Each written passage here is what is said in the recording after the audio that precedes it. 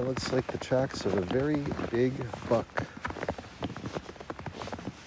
A large buckaroo. Hello everyone, welcome.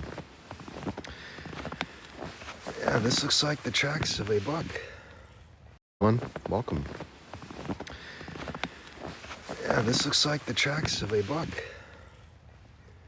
We've got snow today, and so we're gonna follow this trail and see where this animal came from.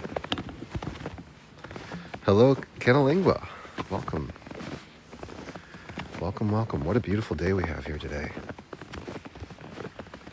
Fresh snow. Have a look.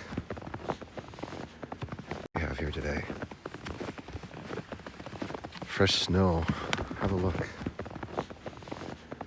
Just about an inch or two. Nothing too crazy. Whoa. That looks like coyotes. Coyotes. And then, of course, here's the buck trail. Look at the separation between these prints. A lot of distance. This is a big animal. Very big animal.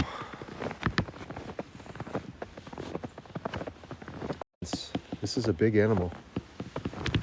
Very big animal.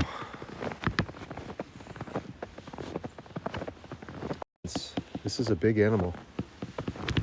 Very big animal. And it looks like it veered off.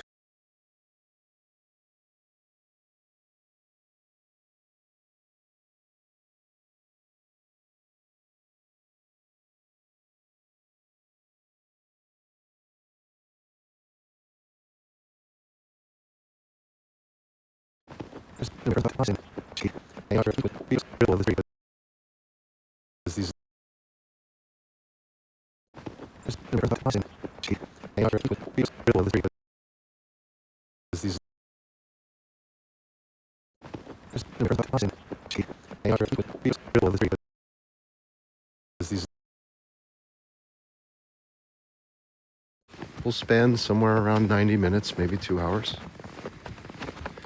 Lots of coyote tracks here.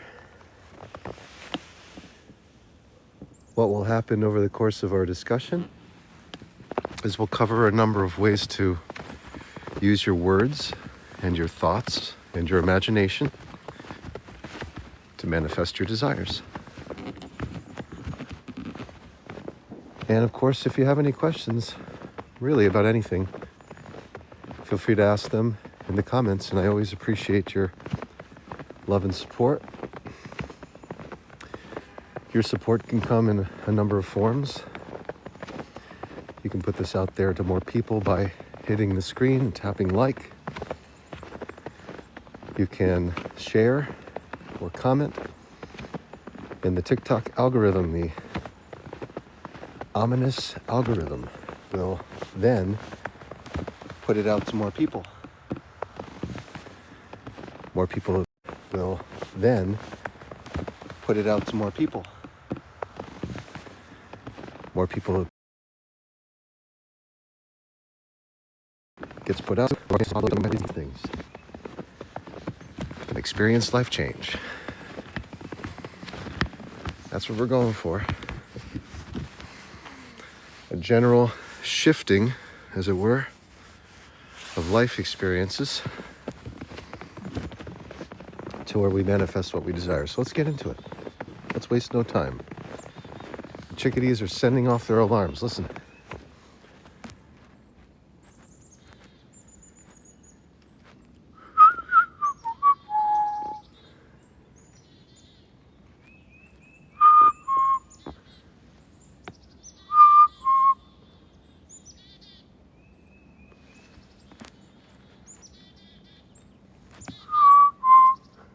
There's a chickadee. Hello, guys.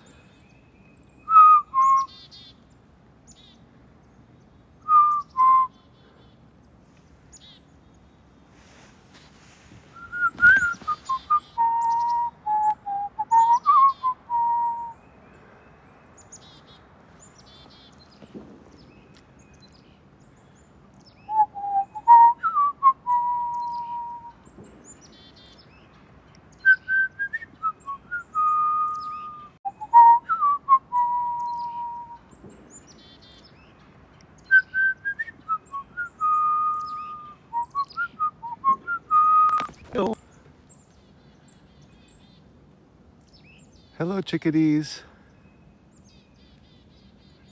How are you guys? You doing good today?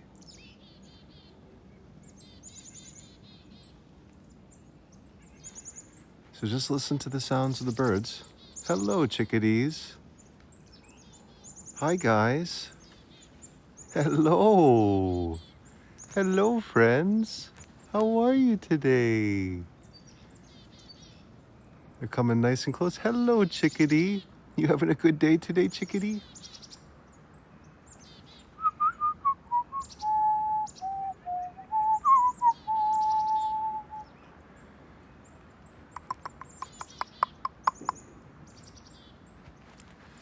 So just kind of listen to the sounds of nature. You don't have to make any sense of it.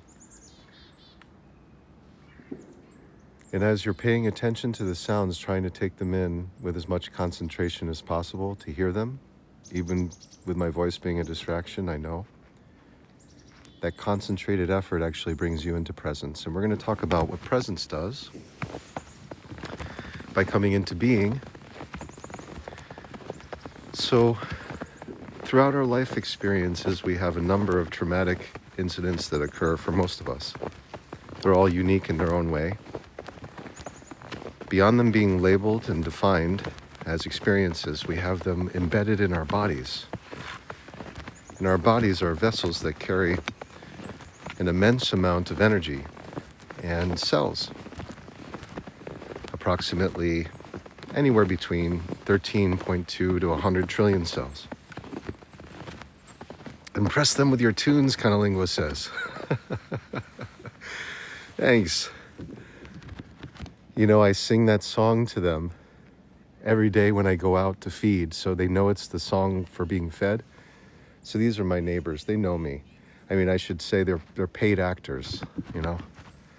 These chickadees in the woods are my paid actors. I'm not really summoning them as much as they want food, and if they don't see peanuts with me, they're going elsewhere, which is what has happened. But the chickadees are my paid actors. But they do respond to that song. And they're no longer clamoring because they know that I'm their pal. So the pss, pss, pss, pss, that sound, that is their alarm.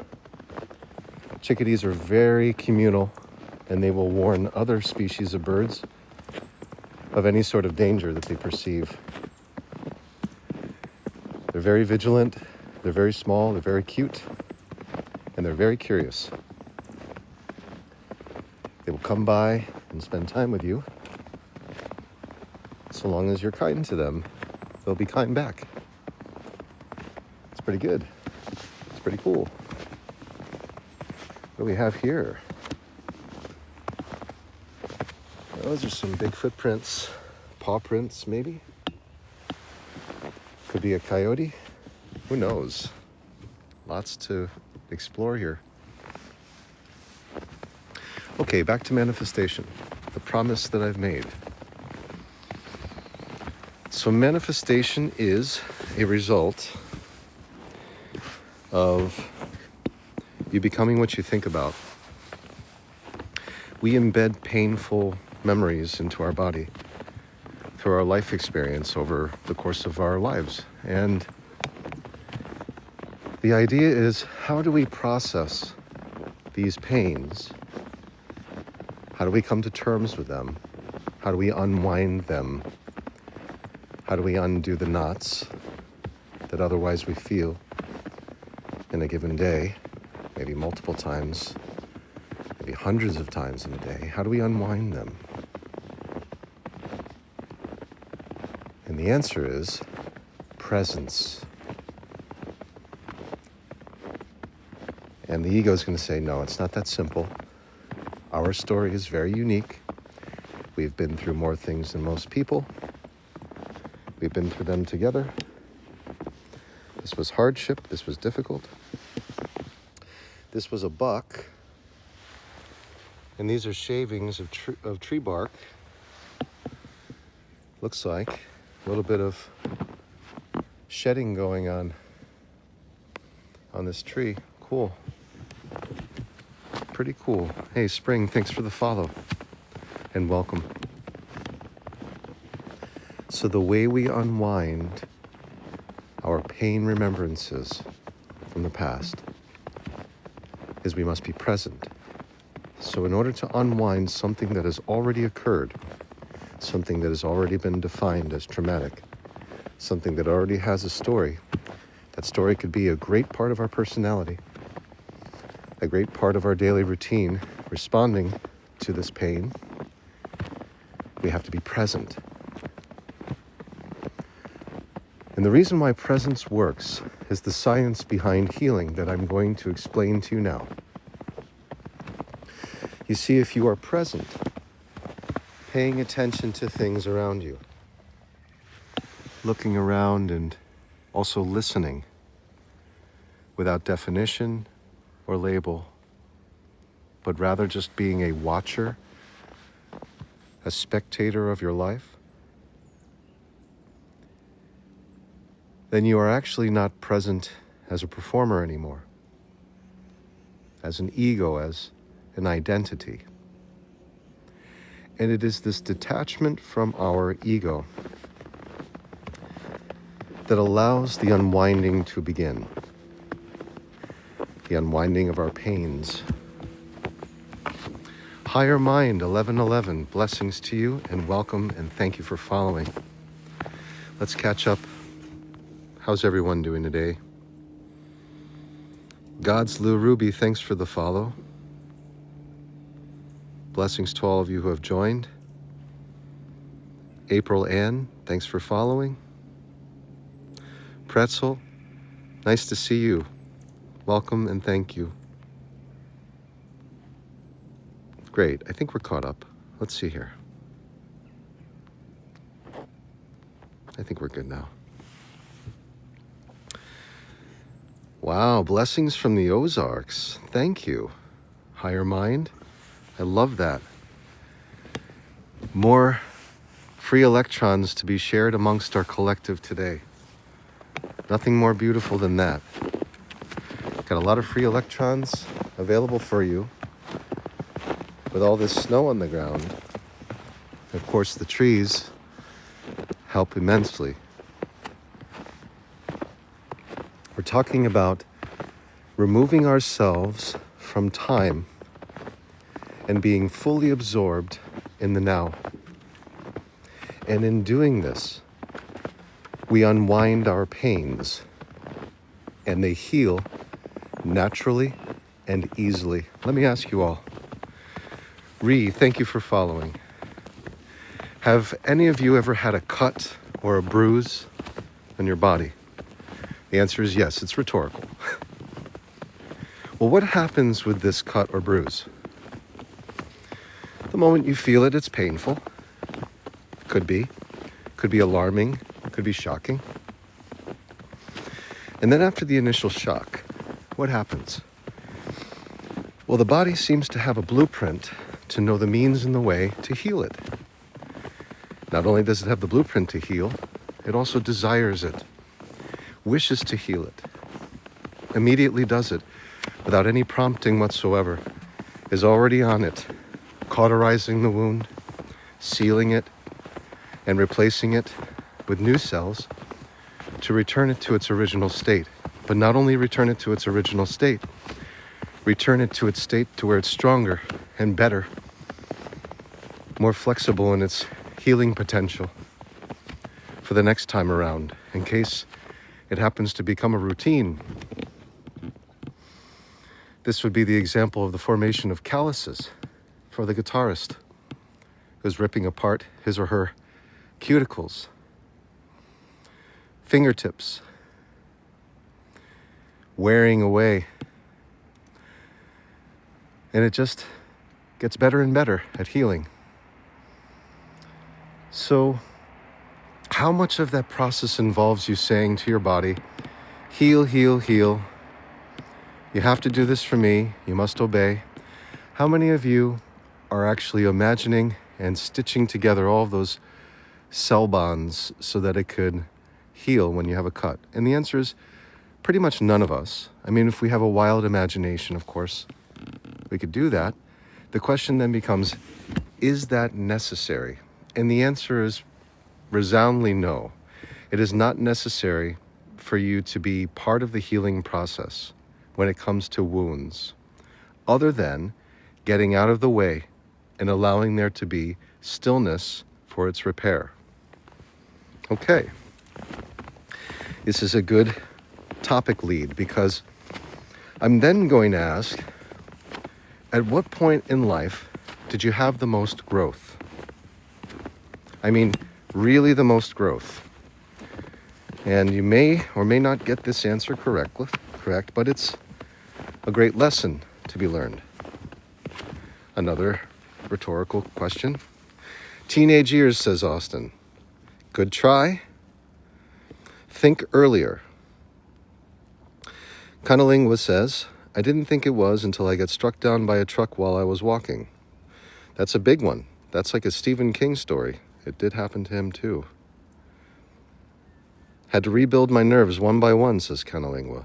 So if you're saying you did, are you the one who rebuilt the nerves? Or was there a superior intelligence that was stitching you back together? That's the big question. So Austin, the answer is, the greatest growth we ever experienced as human beings was in the womb. CU Space Cowboy asks, what's your education beyond high school? College?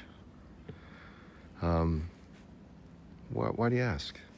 Does it seem apparent that I have more education than high school?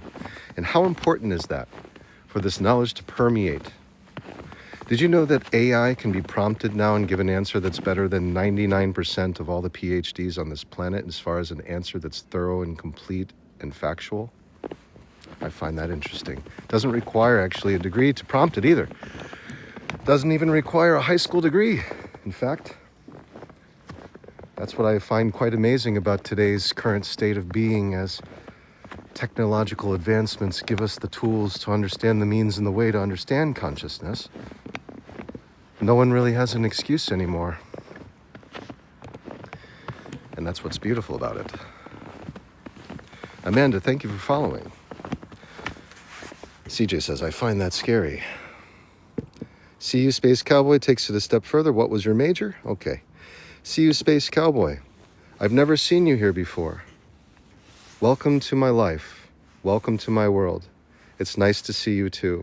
I'm going to imagine someone who really wants the answers through the form of, how can I credit this person or discredit this person based on their education, rather than just being present with the moment and accepting and receiving knowledge that's being offered for free, that you've stumbled upon haphazardly or perhaps intentionally, but all the same, there's an open opportunity for you to receive healing and power by being present rather than trying to define things, which is your ego. Okay, avoiding answering is an interesting choice. Yes, I have answered your question. I studied at college. And when someone asks me out of the blue about my personal life and information, it's either one of two things. It's either a person who is uncertain of themselves and trying to seek answers to avoid their own lives and their own presence, or two, they're fishing for information to steal from me. I've learned the hard way. I've learned the very hard way that the more information that I give about my personal life to complete and total strangers such as yourself, who has not even introduced himself, to say, hi, William, I love your work. I watch what you do. I've come by because I either saw you on the FYP, I thought it was intriguing. If you would just tell me, where did you study? I would have been very open to answering. But instead, you've chosen to judge me in a way that is erroneous. It's not an interesting choice. It's a purposeful one. It's one that protects my livelihood, that you otherwise could be stealing from further if I keep going. How does that sound? Does that resonate with you? Doesn't matter. I have no expectations. CJ asks, a philosophy major. Well, why don't you just go ahead and look it up. Here comes, so CU Space Cowboy, here's what I'm going to tell you. I'm going to tell you right now that you're going to have a nice class with me, and I'm going to tell you why. because you no longer have the opportunity to communicate for this discourse. Instead, you can put yourself to the test and see how well you can listen. That's what's great about this. I let you into my world. You decide whether or not you're going to listen. If you continue to persist with me, I correct you. And I do it in a kind way. I mean, I could just get you the hell out of the room, but I want you to learn. Because there is more than just defining things and trying to one-up one another, trying to prove something to a group for attention-seeking purposes. The behavior that you're exhibiting right now is one that shows a lack of confidence and security in yourself through the inability to listen and absorb information that is about to be delivered to you that could change your life for the better. And it's because of these things that I learned quite easily and right away that I need to turn into the old behaviorist that I became after my education. Recognize target behavior, do a functional behavioral assessment. Do you know what that is? An FBA. Antecedents, behaviors, consequences. I see the antecedent. It's called, give this negative behavior more attention and it shall persist. Continue to give attention to this negative behavior until you don't any longer. The behavior becomes sour, leads to a target behavior example in the form of a judgment of character, saying something disruptive, calling out someone, trying to get them to feel like they're less intelligent than they actually are, because we're all embodiments of God.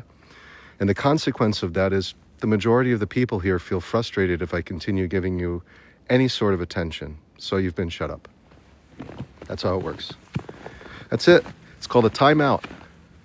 Perhaps your parents gave it to you when you were younger. Maybe it's something that you like, that thrill of being shut up. But that's what I do. That's how it works. All right.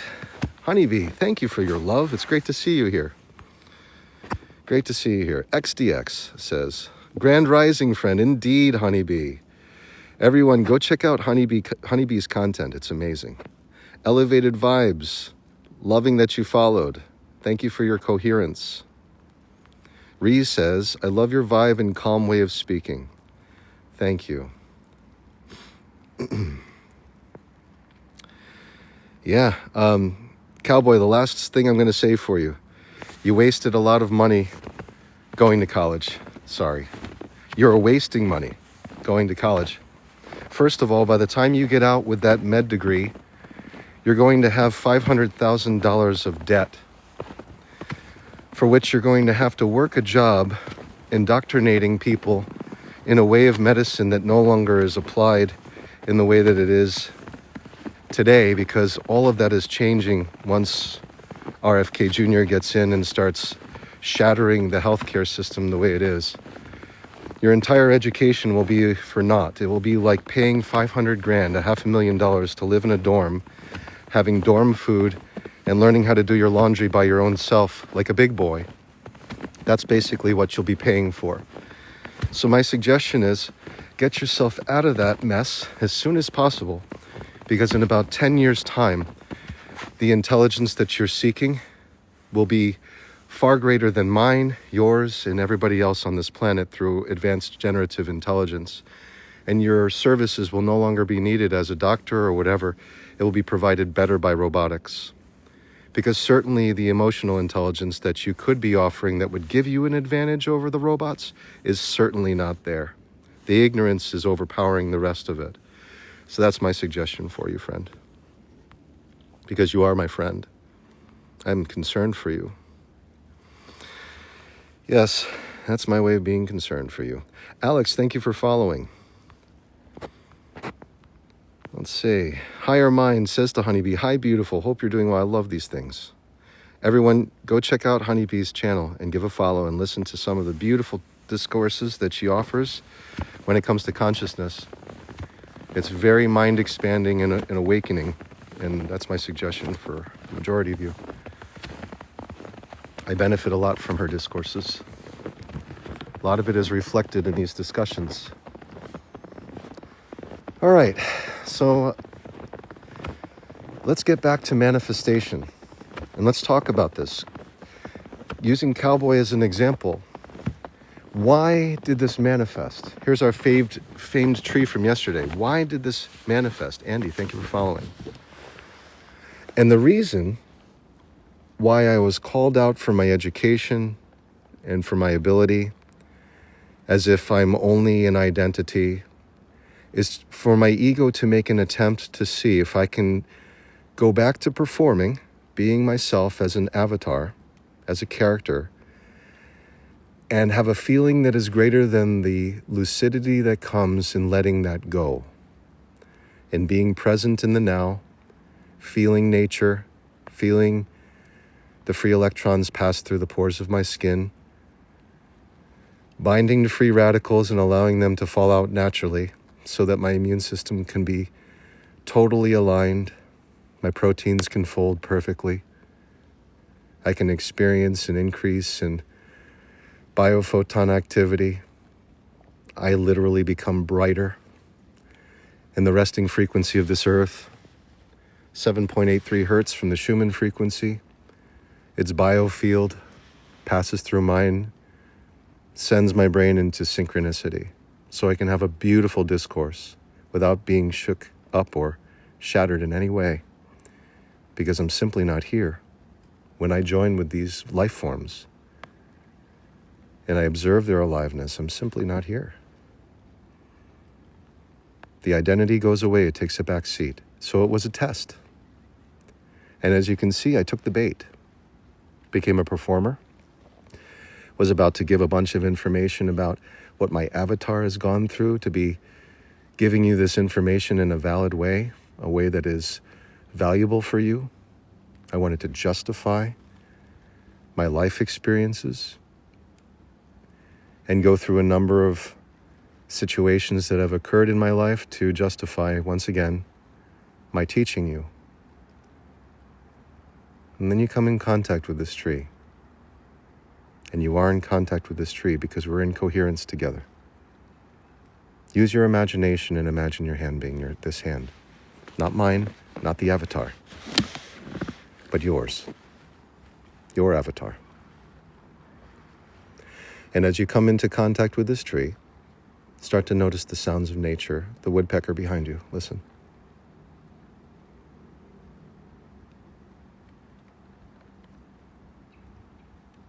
Its little chirping. It's trilling.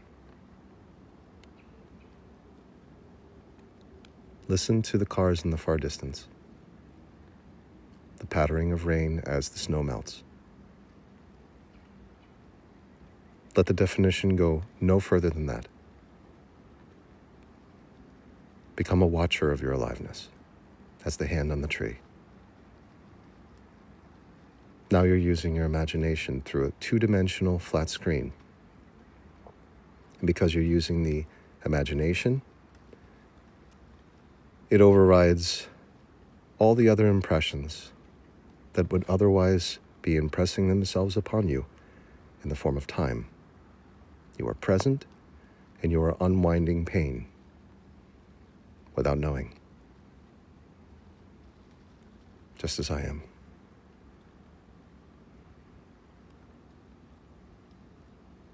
Stay here as long as you need. No matter what motions around you are trying to usher you away, just be present with your aliveness as an observer, as the watcher. The ego wants definition. It wants proof. It wants credibility. It wants time. And through that, it can link into your imaginative power and sack it from you. Siphon it off. But we're not allowing that by observing.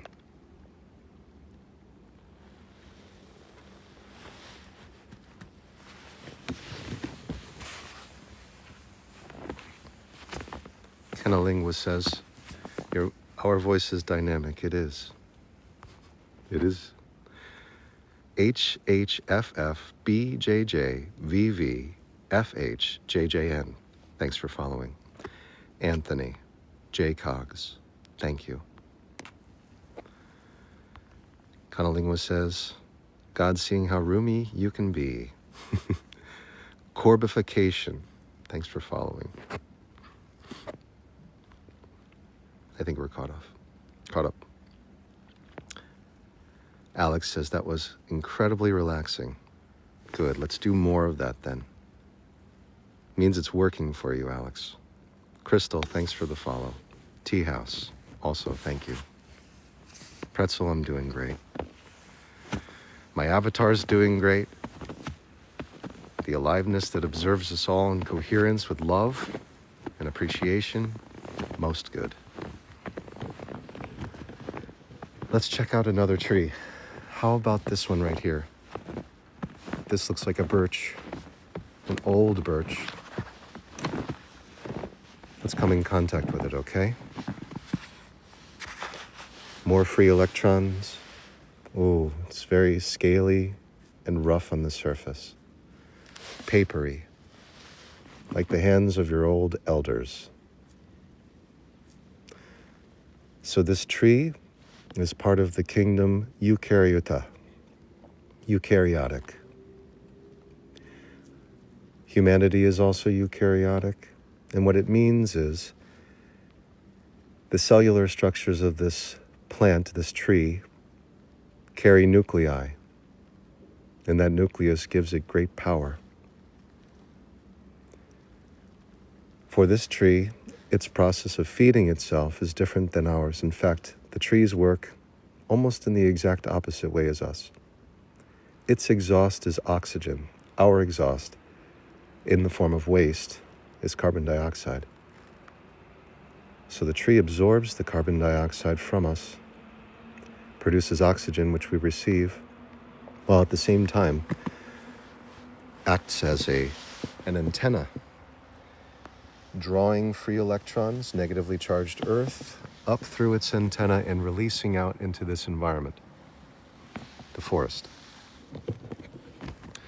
So this process, with the availing of free electrons, passes through the hand and into the body, thus binding to our cells. And that allows there to be a completeness to the cell structure to where free radicals can no longer bind. Thus, our inflammation reduces, and the foreign invasion of materials that we don't need can be removed. Stacy J, thank you for following. Oregano oil, let's talk about that. Crystal says, lovely, thank you for sharing your gift. Thank you. Austin, any tricks for getting rid of a cold? This is good. Someone had mentioned oregano oil. It is the number one. I take oregano oil daily in the morning, and micronutrients from TikTok offers the best. You'll see a video of that in my profile. And if you purchase through me, I get a commission. It's no change in price for you. I would love that. You get about a year's worth. I mean, you get something like 300 doses of it. So you can burst one of the micro caps into your mouth, and you'll feel your entire breath and everything with the black seed oil just enriched. It improves your breath. And then it has an amazing effect on microbes and worms and parasites. It's anti-parasitic, antiviral, antimicrobial, and it's part of the mint family. Oregano. Terry says, oregano. It's true. It's an amazing herb. It's an incredible herb. And if you want to remove parasites from your body, for example, I was a expat in Mexico for a number of years. I tried everything. And oregano oil is the one thing that made my entire body feel like it was reset in a proper way. Really. It's incredible. Best way to great way to ground, to hug a tree, says Mandy O. I want to approve that. Suitable Bridge, thank you for following. Kimber Tinsley, thank you. Discernment 8. Mandy O, KY. Joanne, thank you. Lisa B, for following. Shilajit, has helped me, says G-Snap. I also take Shilajit. It's mystical. What I find is that it has enhanced my lucid dreaming. It decalcifies the pineal gland. Oregano oil also helps with the decalcification of the pineal gland. Nikita, thank you for following.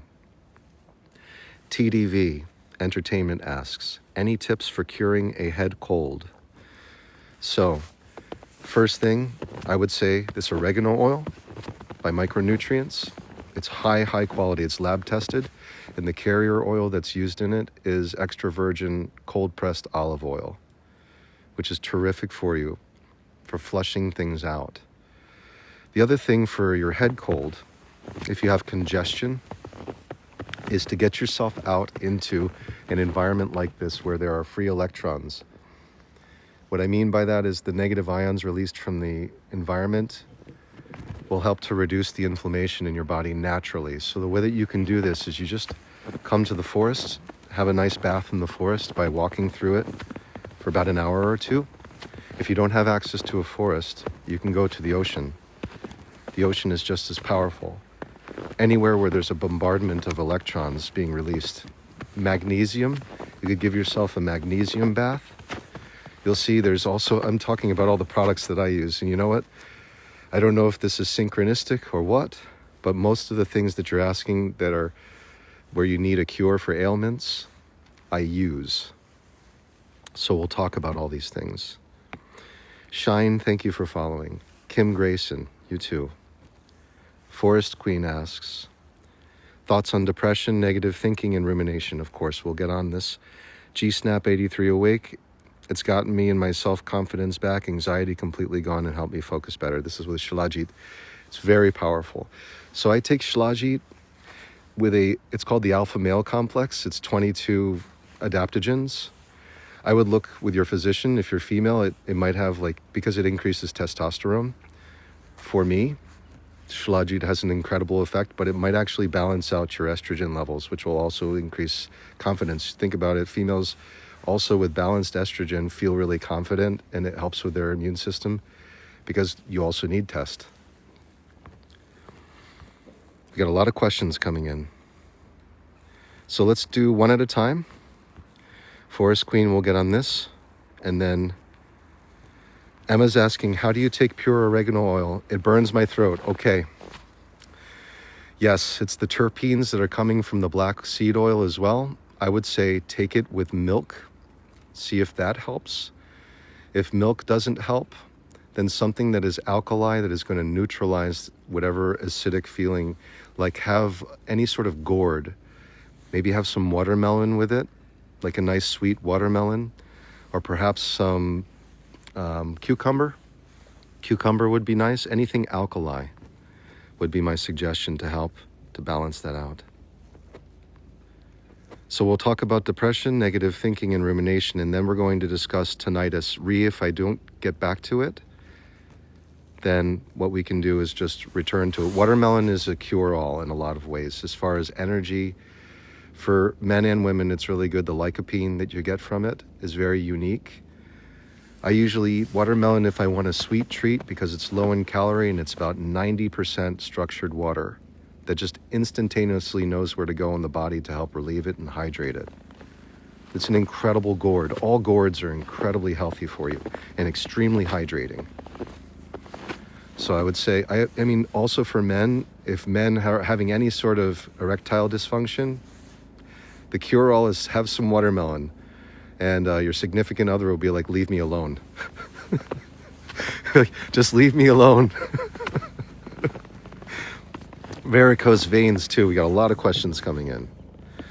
Well, varicose veins, have you gotten some lymphatic massage? Get some lymph node massages done, or a self massager? And also look at, a lot of people talk about how it's also affected by salt intake. So perhaps look at what kind of salt you're consuming, and you might actually need to hydrate more and just get more exercise or movement, yoga. That's mostly varicose veins, I would say, as a result of diet and a lack of mobility, lack of movement. in a lot of cases. Okay, Janai, thank you for following. John FF40, thank you for following. Red Vine Leaf for Vane, says Tea House. There goes Trump, says John. Who knows? Who knows? It's a helicopter. It's probably from Sikorsky.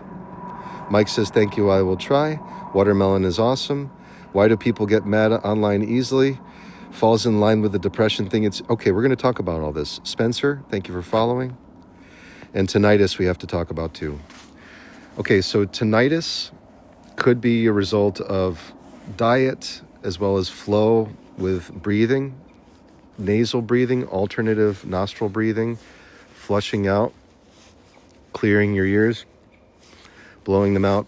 However, if you have damage from like the military, as in my father's case, he has tinnitus from just being around jet engines for years. He was just getting blasted by them. And so the way that you heal at that point in time is more of an internal process where you're going to have to change the environment for the cells that are in your ocular region. So how do you change the environment if you can't get in there and there really isn't a cure with a pill or anything like that? The idea is to imagine when the tinnitus comes in, not that it isn't there, but to be present with it when the ringing begins. So start to come into being rather than this is my normal response to it. I'm going to jump at it. I'm going to be angry with it. Not assuming that you are, but it could be really disturbing having a ringing sound. So basically the idea is you come into being with it by observing it. And then as you're observing, we do a reset of the nervous system by closing our eyes, imagining before you. Thank you for that, Heart Me, curator. We start to imagine a birthday cake before you with your eyes closed. You take in a deep breath through the nose, which will produce nitric oxide and help with endorphins, and then you blow out those candles in your mind with your exhale, with the out-breath. You've blown out the candles. Come back to the sound. You're aware of it. You're listening to it.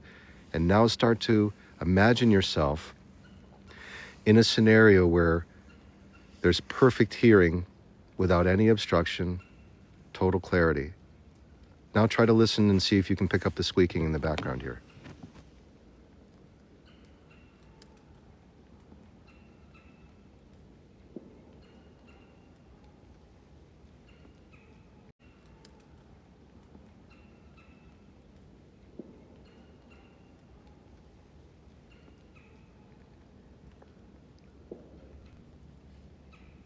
Try to pick up the pattering of the rain or the droplets from the snow.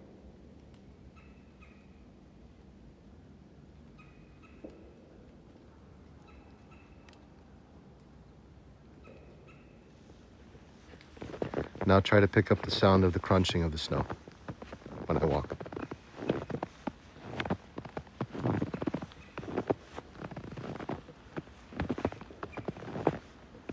Come back to your birthday cake. Imagine it before you. Deep inhale. Blow out the candles. Now come back to listening to the snow and the environment.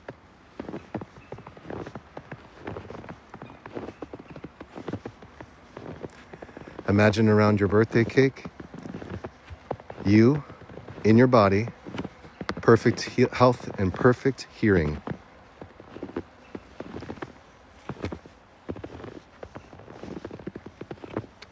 If the ringing comes back or if it's present, observe it. Don't define it. It's sound, like everything else, like my voice, the language I'm using, nothing more than sound. But it has the definition that leads to a no. All we're doing is we're eliminating the no and surrendering it to observe it. You're surrendering the no by observing it as present.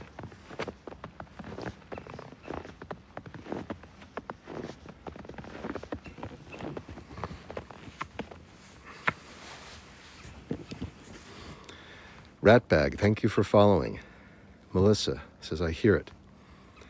Spencer, We need awareness of electrons being released in nature. Himalayan salt has many minerals too. Indeed, it does.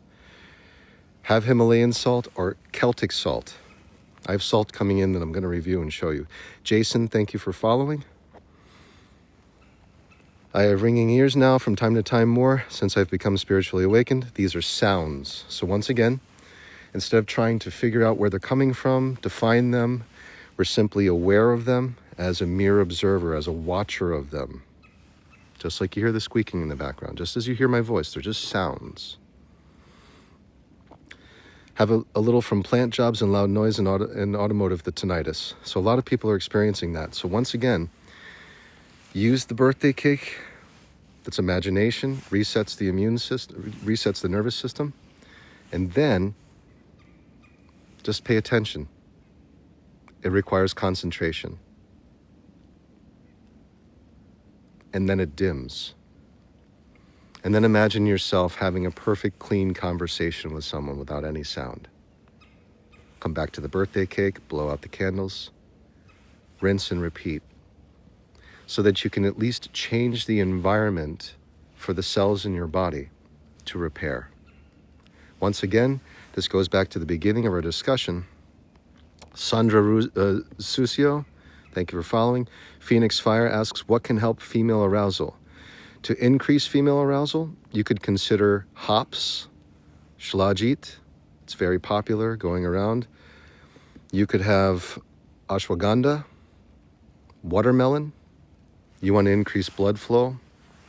So these will all help with that.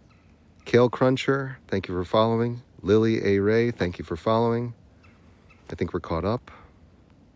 If I missed anyone, forgive me. Daily reminder that you're loved. This is beautiful. Thank you. Good to see you again, daily reminder. Creator Less, peace be with you. Kat Norton, thank you for following. Love Mother Nature so much, says G Snap. I'm extremely drawn to oceans, the beach waves. Yes, so this is beautiful. And we're going to talk about depression. I haven't forgotten about that question. JMO, thanks for following. So I speak of these free electrons being released from the earth, which allow for the reduction of inflammation in the body, and it helps with endorphin reliefs. It doesn't just come from the trees or a running stream. The ocean is an amazing place to go to receive these vital free electrons. So anywhere there's a bombardment of water rushing in and pulling out, the quality of the air at the ocean is incredible. So just note that. All right, let's get into depression. There was a big question about that. Anxiety. And we're just going to bridge this with tinnitus, actually. You'll find that all of the situations that are undesirable stem from one thing and one thing only. It is a profound no being said to the present moment and our desire to escape it at all costs. So depression is that. Anxiety is that. Tinnitus is that. Any uncomfortable situation or pain remembrance surfacing in the body, any discomfort, whatever it is that we feel we are lacking, brings us to the now, to where we are making a statement of no. So what you need to figure out is very simple. Are you saying no or yes to this situation? And it's fine for it to be either. Love you all, and I love seeing this love coming around. Honeybee says, I heard waterfalls are the best place to collect negative ions. Indeed. Think about it's a beautiful point. That was the one that I missed too. Thank you, Honeybee. So you have this cascading of water bombarding itself in impact with stone in most cases or other water, and it just releases tons of free electrons or negative ions into the environment. Kanalingwa says, maybe that's why people in deserts are more insane. No water, electrons in the air. Well, at that point, the salvation becomes water. You know, really, for most of us, the salvation for the no, the profound feeling of no, is what we're seeking.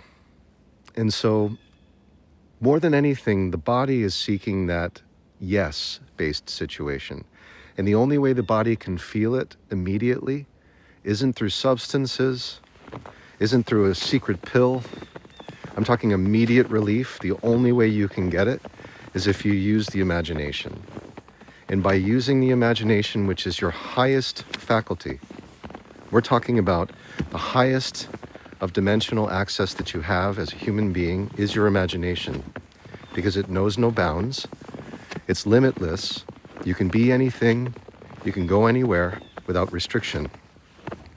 Your imagination is, in fact, your kingdom of heaven within. And it is waiting your access. And as you access your kingdom of heaven within, you are bathing in the oils of your salvation.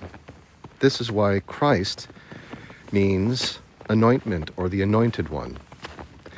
So the Christification of self, the anointment of yourself coming into your kingdom, is when you step into the imagination as the mind of God, and you unify with that.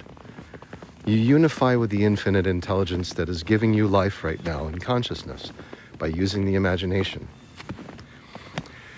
So yes, we do manifest at the highest level through the imagination.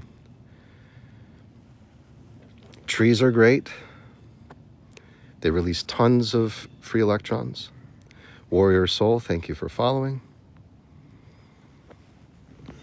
So what we're trying to do, before anything else, is use this infinite power, the imagination, in order to influence the cells of our body and change the cellular environment. You see, the cells don't see outside of its own membrane. So what it's perceiving is just relief. It doesn't know how the relief is coming. It doesn't know where it's coming from, but it feels it. And little will it ever know that it's coming from the imagination, but it is. And you are the precursor of all of the cells in your body. This is what's important for us to discuss now. Stones are great, Jason asks. Let me show you what happens with those. A-Camp, thanks for the follow. All right. Tracy, thanks for the follow. And Crystal, thank you for sharing. So this is a carnelian agate, which is a cryptocrystalline quartz. Why it's cryptocrystalline is because they're very micro crystals that you can't see through the naked eye looking at the surface of the stone. However, there are fractures here and inclusions of ferrous oxide which give it its color.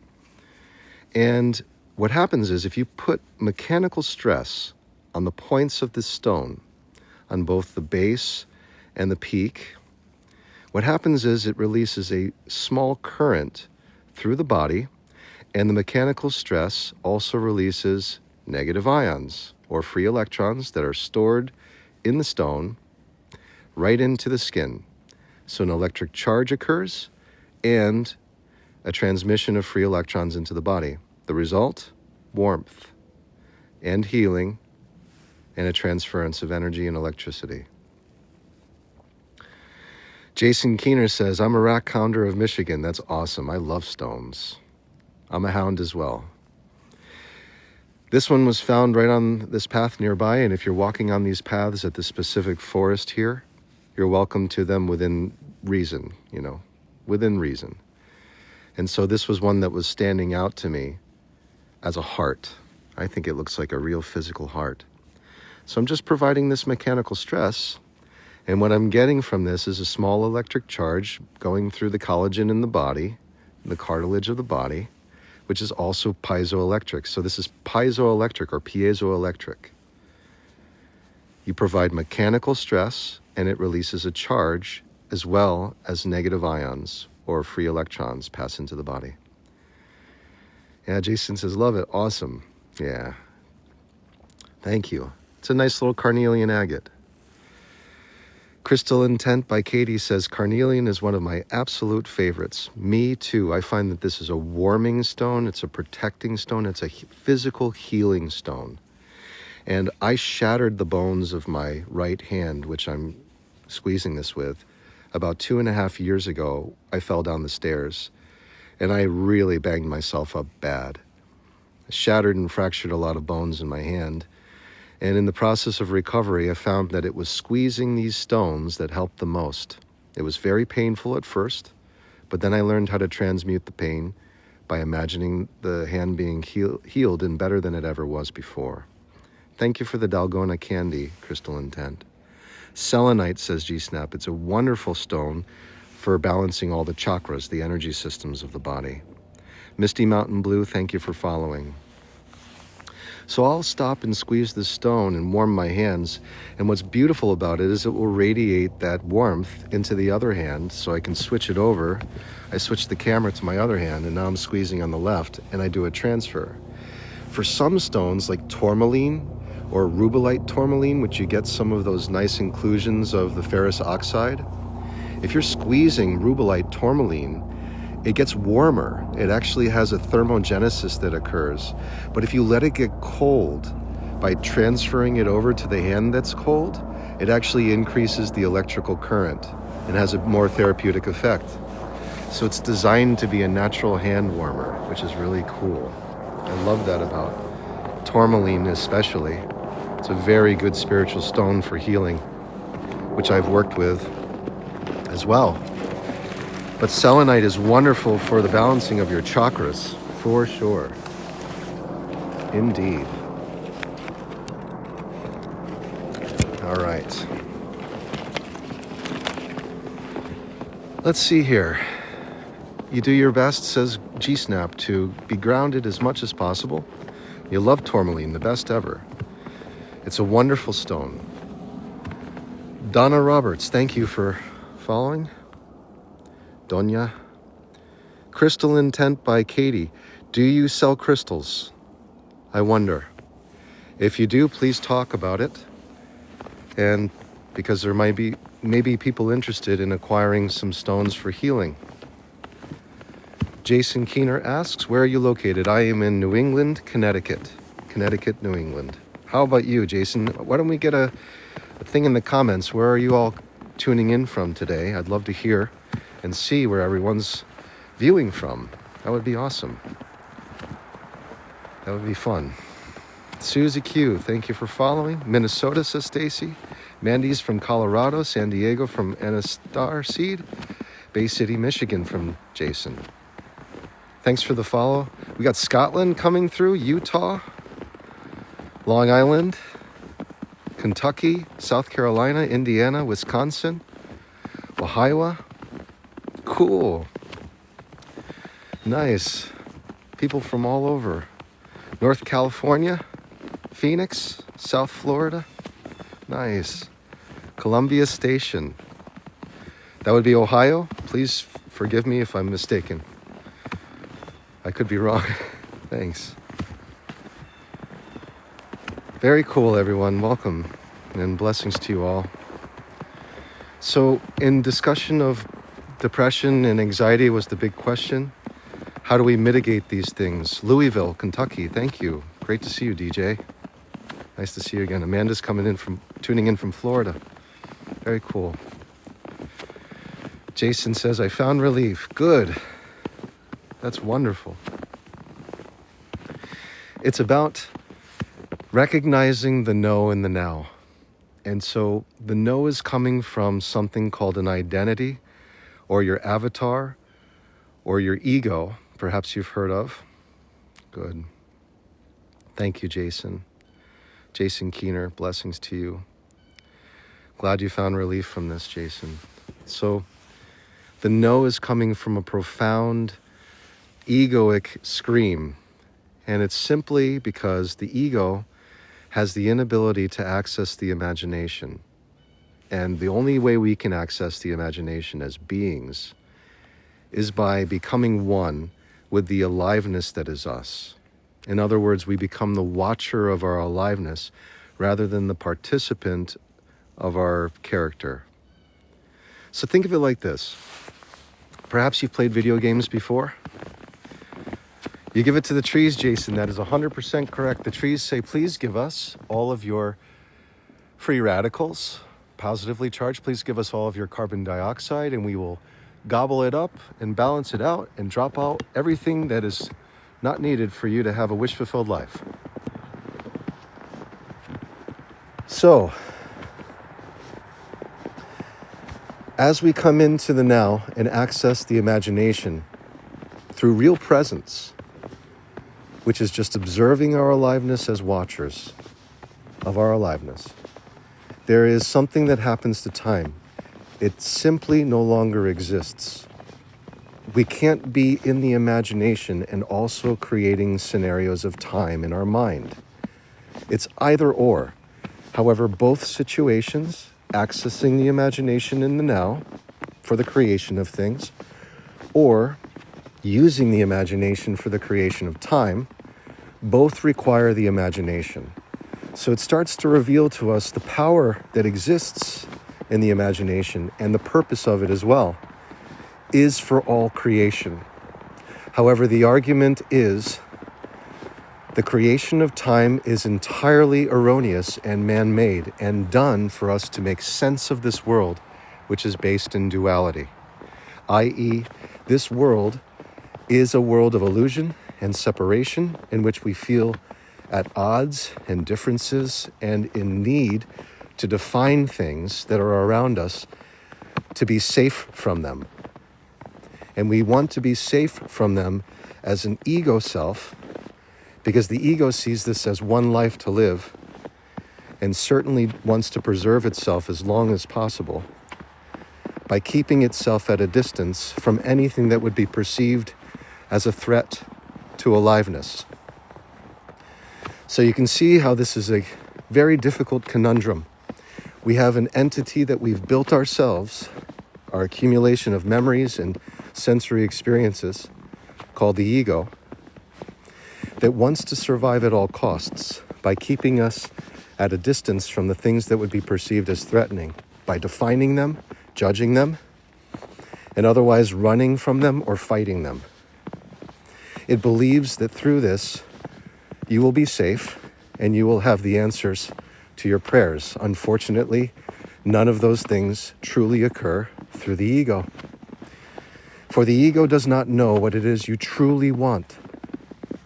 For what you truly want is already embedded in the mind of God, which is this infinite intelligence that knows the means and the way to heal your body, overcome all obstacles, and replace them with a wish-fulfilled state of being.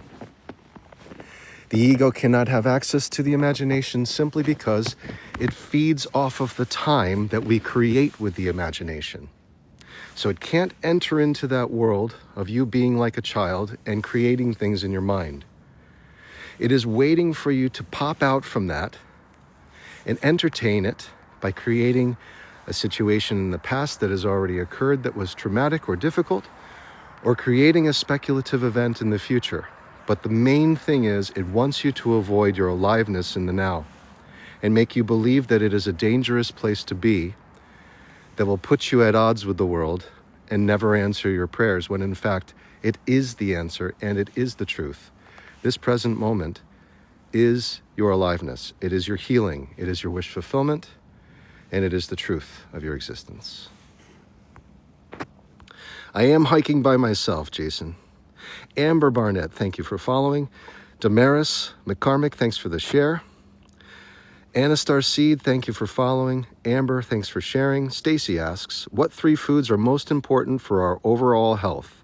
My opinion, watermelon, good lean protein, dare I say eggs. You need cholesterol. So anything that gives you a great source of cholesterol, anything that gives you a great source of protein, and any gourd which hydrates the body and gives you blood flow would be the 3 things that I recommend the most. That's my recommendation. If I only had a choice, I would have eggs, watermelon, and I would say maybe Moringa oleifera to get the carbohydrates and to get some protein and fiber. I would also eat the skin of the watermelon because you get a lot of extra lycopene from that. You can eat the skin of it. It's just like the skin of a cucumber, but it's a lot thicker, the rind. Crystal Intent, thank you for sharing. G-Snap, Immortal Arts, when did you become spiritual awake, if you don't mind me asking? Sure, it's still happening. It's still happening. However, it started about 13 years ago. Just over 13 years ago it began. Christy Ferret, Mom, 19, thank you for following. Crystal Intent by Katie says, some of my best conversations have been with trees. Indeed, same here. Thank you for the invite to host, whoever that was. And Crystal Intent, I appreciate you following. And let's see what we have here. You're welcome, G-Snap, for sharing. Honeybee says, you can cut up the rind and freeze it and then add it to your smoothies. That's a great idea. We'll break it down. That's a wonderful technique. Try it. Tommy Thunder, thanks for following. Jason, thank you also for following.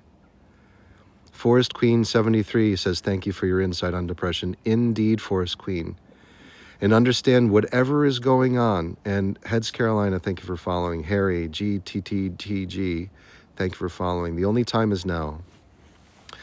Just understand that whatever is going on, recognize it as the pain body is active because it has accumulated pain remembrances on our behalf.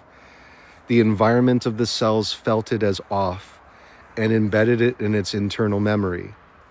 And so what we're doing is we're allowing it to understand that it is safe and calm and serene, even though the environment may suck. Which is to say, I have moments where it sucks, but you know, it's just diminishing now. It's not as powerful as it was as far as pulling me from being a watcher of my aliveness into a performer as William, my avatar. I don't get pulled easily, and if I do, I am semi-aware, and this is the great test, is to try to catch yourself in the middle of a response to something that is unconscious, like an unconscious no moment. Try to catch yourself observing it. And what happens then is it shines a bright light, like a surgical light, on the ego and says, I prefer to be watching my aliveness than to be performing right now. And then you come into a stillness, a state of being, and you'll start to feel a slight electric buzz underneath the surface of the skin. And this is your truth in being. This is the electric self that starts to become brighter and brighter. Literally, the biophotons of your cells, what once were dim, now start to expand in their power and projection. And what you get from this is a healing that is beyond any plan, any medicine, any external circumstance we could put ourselves through that would give us that clarity or that cleanse that we're truly seeking. This is a cleanse that comes from within. And it's just by being present as an observer, as the watcher of your life. It charges, it does, Jason, and it's increasing. This is presence through the body. So presence through the body is an electric current that you'll feel. It's very low and it's stable and it vibrates. You could close your eyes and try the way to come into the body. It's great exercise. You can close your eyes and you can try to imagine, put your hands by your side. Close your eyes and try to imagine where your hands are. Now open your eyes and see your hands, see their presence. Close your eyes, try to imagine where your hands are. Now you'll start to feel that electric current. So try to carry it into other areas of the body. Extend it to your feet, your legs, open your eyes, look at them, close your eyes. And this simple practice, the ego is going to say, okay, this is dumb. This doesn't work. It's like, all right, that doesn't move me as much as I'm aware of my aliveness. Keep saying that. That story does not move me as much as I am aware I observe my aliveness. And you'll start to feel more of that current come through. And you'll just know that in this process of practice, like listening to my voice as if it's just sound, like ASMR sounds, does more healing than any plan or intervention you could provide yourself. Because the cells of your body have experienced what it believes to be a pure vacation from stress. a pure departure from whatever it was exposed to continuously for years. And it realizes that it's never going to be invited back to that terrible place because you have saved yourself. You have given yourself salvation. Salvation is the same meaning as Yeshua or Jesus. It means salvation. And you actually get it from within by using the imagination, which is also Christ. You're anointing yourself with your inner kingdom, changing the environment by using the imagination to create the environment change. And thus the cells do not know the difference between where you are in your mind and what you may be perceiving as a threat outside of yourself. You're more with your mind in the imagination than you are with what was once an impossible feat to overcome. And this starts the beginning of your healing from depression, from anxiety, from pain remembrances, from suffering. Whatever it was that was leading to the no and the now starts to unwind naturally and heal itself from within. This is why the kingdom of heaven is not of this world, and it is within. The world is the result of our thoughts, not the cause of our woes and problems. And that's all we're coming into right now, is a polarity shift to understand the power that was once believed to be infecting us, hurting us, causing pain to us from the external world, now gets shifted on itself because it's no longer the cause of our reality in our minds. In our minds, we understand that we are the manifestors of our world. And this is the awakening. This is illumination. This is Christ consciousness, and it is a slow distillation with the unwinding of our pain remembrances, and for every single person, that body of pain is either deeper or more shallow, but it's present, and it's an individual process that we must all face with sensitivity, care, and love for ourselves by simply surrendering it to the imagination.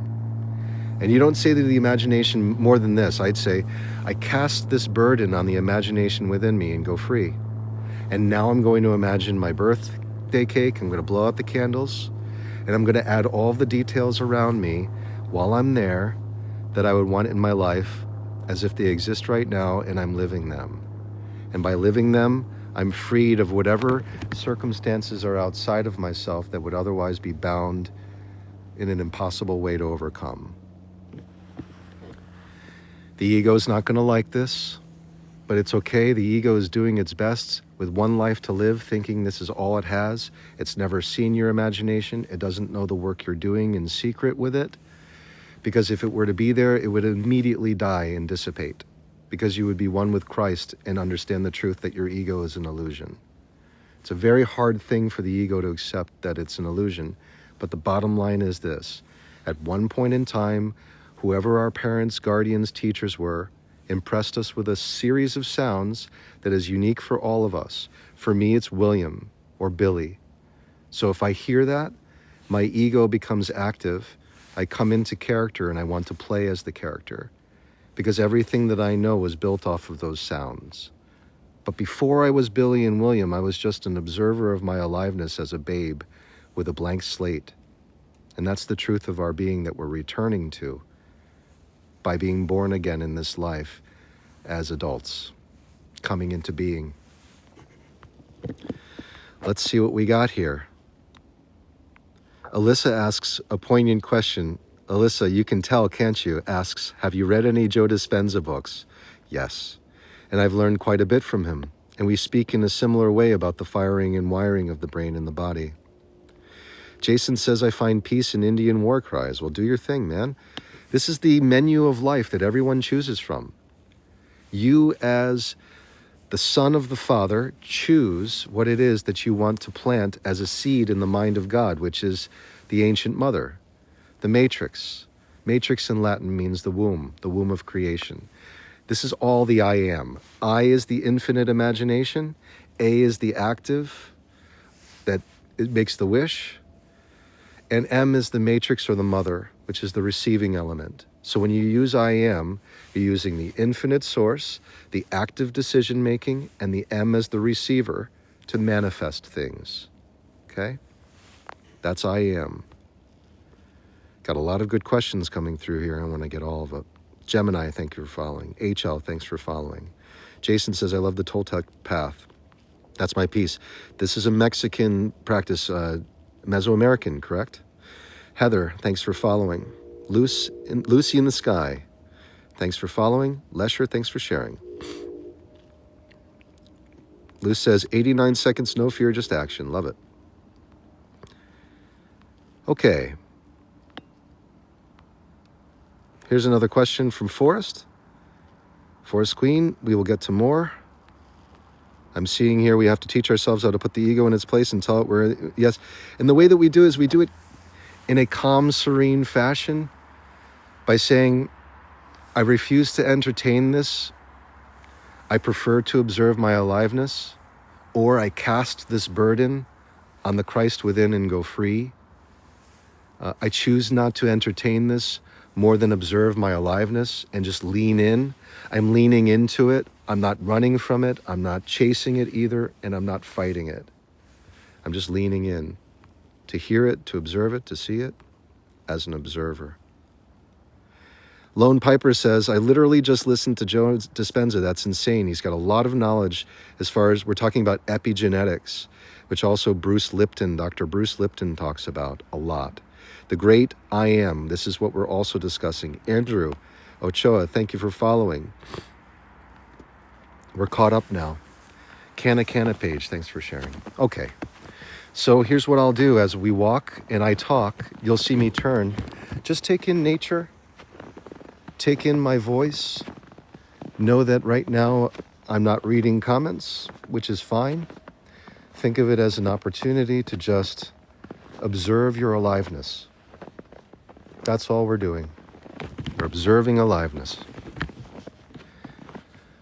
So any definition, any label of anything in our lives that we label and define comes from time. And I will explain this to you.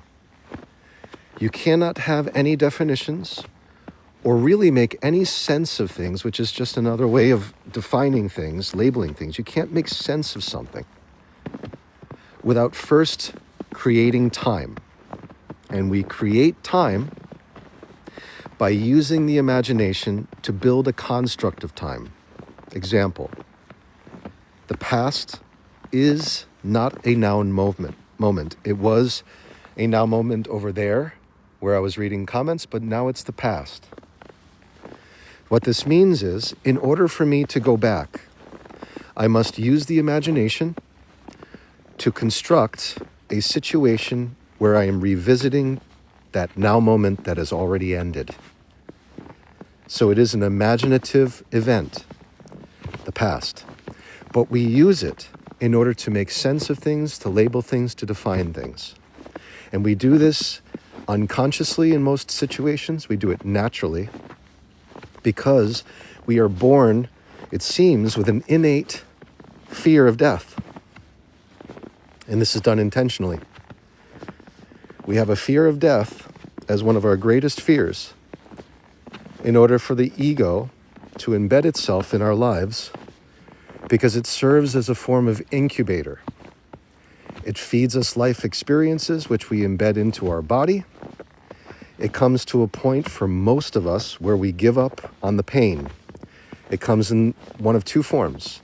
You can give up in pain by dying physically, where your ego is dissolved and does not return. That was its singular expression. Or you die without dying. Or you die while you're awake, while you're alive. That would be considered illumination, or the elimination of the egoic self, your identity, while you are still alive, as an observer of your aliveness. Truth be told, you were that when you were born, and you also were that in the womb. Think about how much growth. This, Austin, answers your question. The greatest growth that we make as a human is when we're in the womb. And I gave this comparison yesterday. If you were to take your full-grown self and expand the amount that you expanded from a sperm to a fully developed gestated baby in the womb, it would be akin to you going from your adult self right now to growing to the size of planet Earth itself. That's how much expansion occurs physically in the womb from sperm to gestated child. And so think about how that process occurred, where we went from one cell to 37.2 trillion cells, but we were the first. We were the first cell as the precursor or progenitor zygote. With the union of sperm and egg, we came to being. And from that being, the infinite intelligence, which knows the means and the way to expand our body, got to work. And it did it autonomously, by itself, without any prompts on our end, because we have no memory of it. Therefore, time was not involved. But of course, we gestated in the womb, and there's a story to that growth and all that. But in truth, for us as beings, we had no recollection of time in the womb. It was simply expansion because we surrendered entirely to the process that was the infinite intelligence maintaining our nutrients, our oxygen exchange with carbon dioxide through the amniotic sac and the fluid, delivery of all the goodies that would be needed psychopharmacologically through the placenta and the umbilical cord.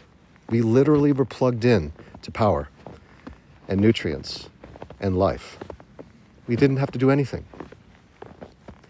We just observed aliveness as if a dream.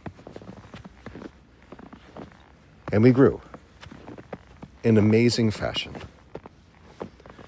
So the reason why I've taken so much time to talk about this comparison is because I want you to understand that the source of your healing from all conditions, all ailments, all difficulties and challenges, all embedded painful life experiences, the solution to all of these things is uniformly through letting go and surrendering your ego and time to the imagination.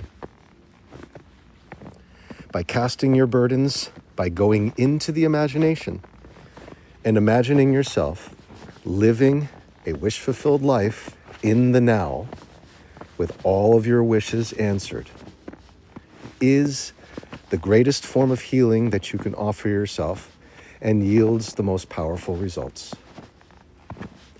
Contrary to popular belief, which would make you feel like the only solution to your problems is by pushing really hard, formulating a plan, and going against the grind, stronger than the rest, competing and forcing your way through.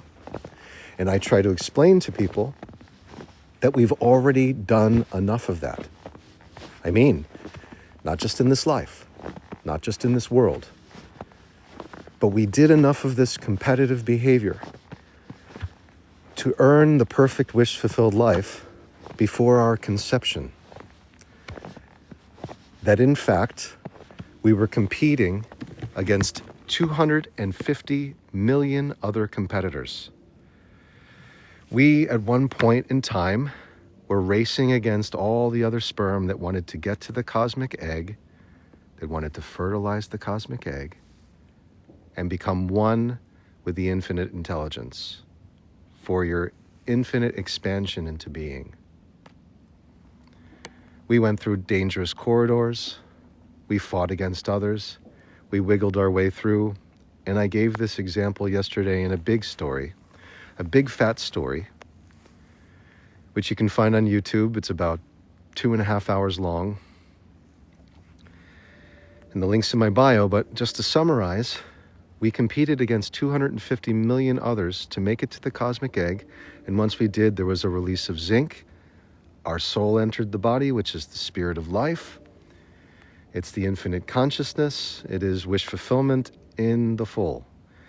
And so we've already done the rat race, is what I'm trying to summarize for you. And we are in no need to rush, no need to worry, no need to say no to the gift that is the imagination before you.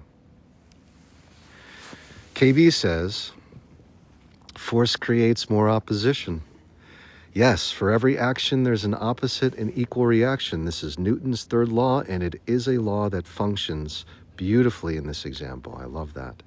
Dawn, it's like a boomerang. What goes around comes around. Thank you for following, Dawn. Nanny, thank you for following. We are creators. We are the creators of our reality. We are. Lesher, thanks for following. Sometimes the psyche breaks because it has to. Well, that's your definition. That's what's beautiful about this, Jason. It's like my video game system, my vessel. Sometimes it needs to work. Sometimes it needs to break down. I decide, just like you decide. You're choosing from a menu, and that menu is you become what you think about. So if you entertain that thought enough, if you say that with the I am principle, it manifests in your life, and it's totally your doing. That's what's beautiful about it. You know, the idea of trespassing is trying to make others believe that what you have chosen from the menu is the best and that there should be no other choice. That's trespassing. But you can make recommendations. That's why we interact with each other. But ultimately, we're using I am independently through the mind of God to manifest our desires. And it starts through the imagination as a thought. So many beautiful comments coming through here. And so all I want for all of you to know is that we are all playing this game with infinite power. We went through the rat race in order to make it here. We're very unique individuals who won the lottery against 250 million other competitors. We were the ones who won. We came into being, we divided and conquered and built a body. Some of us went to the heart, others went to the liver, some cells went to the colon, some went to the brain, some went to the gut. I mean, think about it. The cells in the brain don't want to be anywhere near the gut. They have a lot of differences. But at the same time, there are neurons in both. Neurons in your gut, neurons in your mind, neurons in your heart even, that maintain the beat of your heart, about 30,000, all in sync, syncopating with the pulsing of electromagnetic activity. The heart is 3,000 times more magnetic than your mind. It's the magnetic pull of all things comes from your heart. And some cells want to be like totally involved in that attraction of things. And then you've got the colon. It's like, I don't want to be attracted to any of this. I want to let it all go. But it's all part of the same system. And it all came from the one cell that was you upon conception. And the infinite intelligence put it together in a beautiful way so that you can enjoy it as a being of feeling. That's what we are. Like, think about it. You're enjoying the feeling of eating, breathing, pooping, letting it out, sweating, tasting, hearing, touching, but you're not handling the internal processes. That's the mechanism that keeps it going so you can have all these wishes. You're not creating the adenosine triphosphate, which is the currency of your life. And Bruce Lipton talks about this. Joe Dispenza talks about this a lot. Adenosine triphosphate is created from free electrons entering into the body and going through an electron transport chain. And through mitochondria, which is the furnace or the power plant of your body, it creates this currency, like your central banking system, where you can choose how to spend this money. And every time you choose a thought, you're spending this currency. And you get more of this currency from the oxygen you breathe. The better its quality, the better your printing press works. And the more quality your food, the better you get the savings. The better the savings and the better accessibility. It's like upgrading from first you were bartering, then you had money, which was a huge increase, and now you have cryptocurrency. Pretty soon, the currency of life is going to be used to where you think something and it becomes real. And that's already being explored through Neuralink right now. And probably within 30 years, most of us will have the option to get a Neuralink in order to instantaneously communicate with people without words. Millions of people at the same time communicating with each other, having millions of conversations concurrently. And that will be the moment in time where the electric currents that are being promoted by the brain will completely eliminate suffering and bring peace in. And that will likely be when we unify as consciousness, as a species that doesn't communicate with words anymore. We'll find they're archaic and they're individualized and they're misinterpreted. So instead, it just leads to the thought. We have unified consciousness, and then we'll be able to literally manifest anything we want through thought instantaneously. My belief is that we've already done this and that we're actually rolling out this duality Earth life experience. Look at that red-tailed hawk just soaring above us in a glide. Look at that red-tailed hawk. Wow. That is something. My belief is that we actually have already achieved this unified consciousness because we have the infinite intelligence that powers us and we're given access to it through thought. I believe it's already occurred. Look at that red-tailed hawk.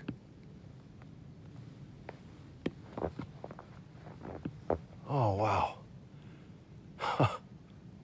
Just gave me 2 or 3 circles of encouragement before going on its way. My belief is we've already reached unified consciousness, and we wanted to have this duality experience to have a feeling of separation again so that we can learn more, expand consciousness, whatever it is. But you should know that consciousness does not die. Enjoy the game of life with wish fulfillment. Use your imagination as the main source of your creation, and enjoy the fruits of your labor through the feeling that it gives your body and the cells by going to a wish-fulfilled state. I think Dave had asked, or someone asked, are you still doing ASMR? Dave, thanks for the follow. Telepathy. We talked about that too. We talked about manifestation and telepathy in the discourse that I posted. Lauren, thanks for the follow. So many beautiful people here. G-Snap says, you are awesome, Immortal Arts. Thank you. You are awesome too, G-Snap. Love your comments today. You had a girl without a doubt. I'm getting back to this story. KB, thanks for following. Jade74, thanks for following. Ryan asks, do you do ASMR, sir? Let's do some. Let's do some now. I'm just going to speak very quietly. And this will be a great practice for you to be able to come into being, which means just notice the sounds. Notice this manifold expression unfolding before you. The pristine snow, the crunching,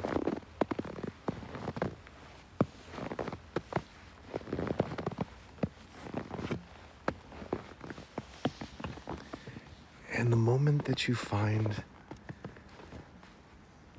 that the input is slowing down, start to imagine before you the birthday cake. And take a deep breath through the nose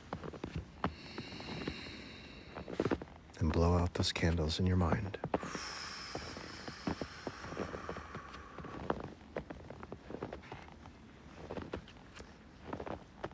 Imagine yourself now with that cake on the top of a marble staircase. Your feet are magnetically clinging to these steps, so you don't have to worry about sliding or slipping. It's just warm, radiant, and comfortable.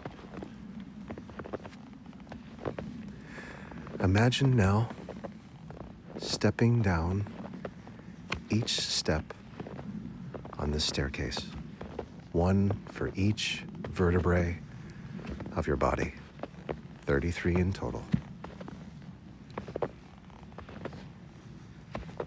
So we're walking from the top where the birthday cake was, returning from it, and we walk down one step, and then the next, and the next. Just take your time walking down these stairs.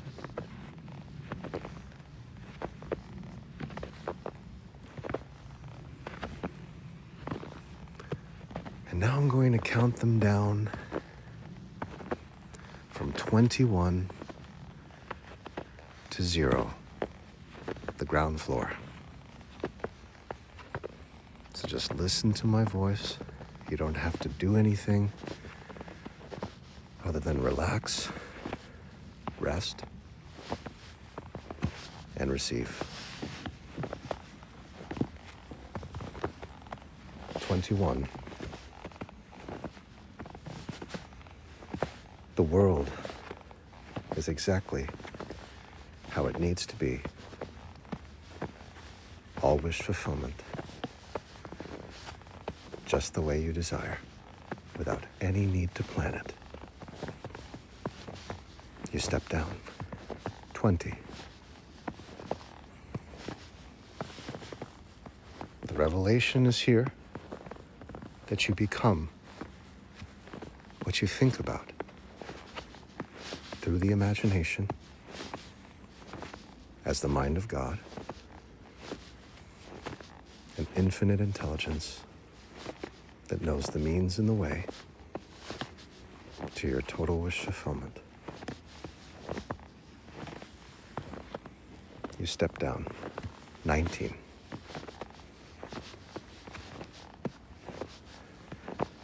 Total healing, renewal, revitalization of your body starts radiating through your being.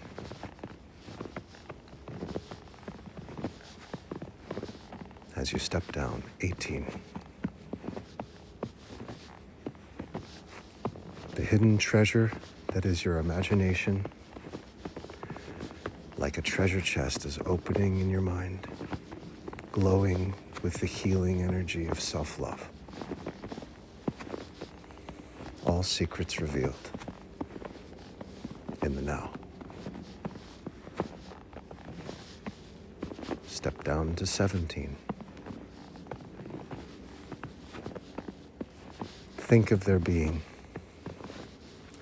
a singular candle on your birthday cake now that represents the fulfillment of all your wishes.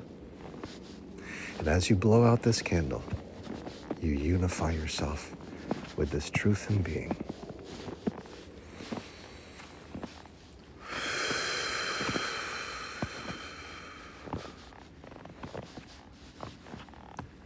(16) As you step down. Instantaneous, immediate life change happening before you. 15. What once appeared as barriers, hurdles, or otherwise impossible barriers, difficulties, are dissipating before your eyes, melting before you, dropping like sand in the wind.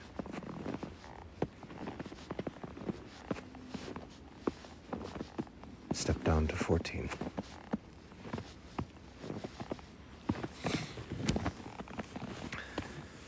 Patience. Patience becomes you. For you no longer need to wait. There's no more distance between yourself and your wish fulfillment. Thank you, Carrie. 13. One door closes, another one opens. Anything that apparently does not work out now becomes a message of truth that it was in preparation for the divine expectancy of your wish fulfillment in such a great way that you never could have perceived it without first perceiving this loss. Step down. 12. Everything that is in the mind of the imagination now starts to come forth.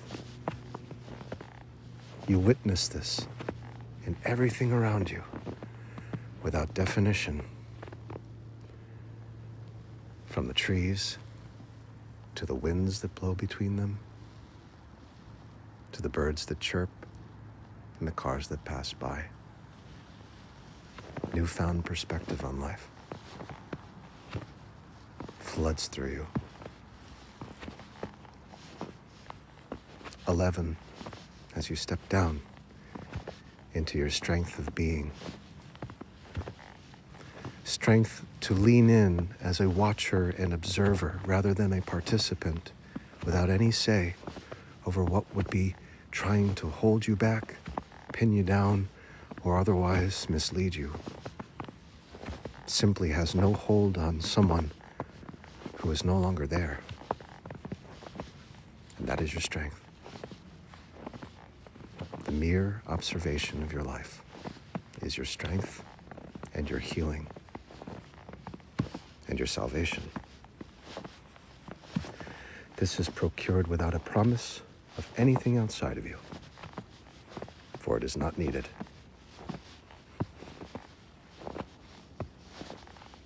10.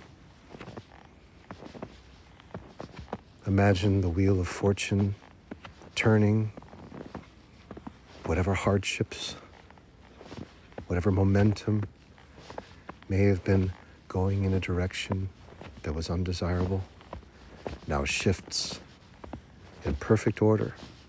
You come in to an upswing of abundance and prosperity.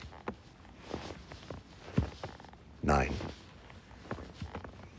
In this quiet contemplation of aliveness, the light of your soul, the light of your being, presents you with a lantern that shows you the means and the way in even the darkest of scenarios, dissipating whatever could be blocking you from your wishes as fulfilled. 8. The scales of justice are balanced. Whatever was out of whack, out of line, or otherwise misplaced, organizes itself without a single worry or need for you to intervene. 7. Whatever remaining barriers are blasted through as if you are on a racing chariot, speeding your way to all wish fulfillment in the now, without any delay. 6. The profound love that is your ideal wish-fulfilled partnership now comes to pass, and you feel this. And you embrace this through the love of God as the mediator of all wishes between you and your perfect partner. 5. You become like a student again, looking forward to the lessons that this earth and its environment have to teach you through synchronicities. Could be a red-tailed hawk flying above,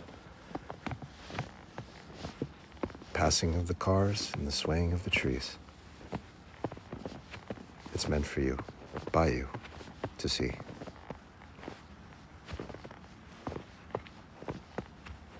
4.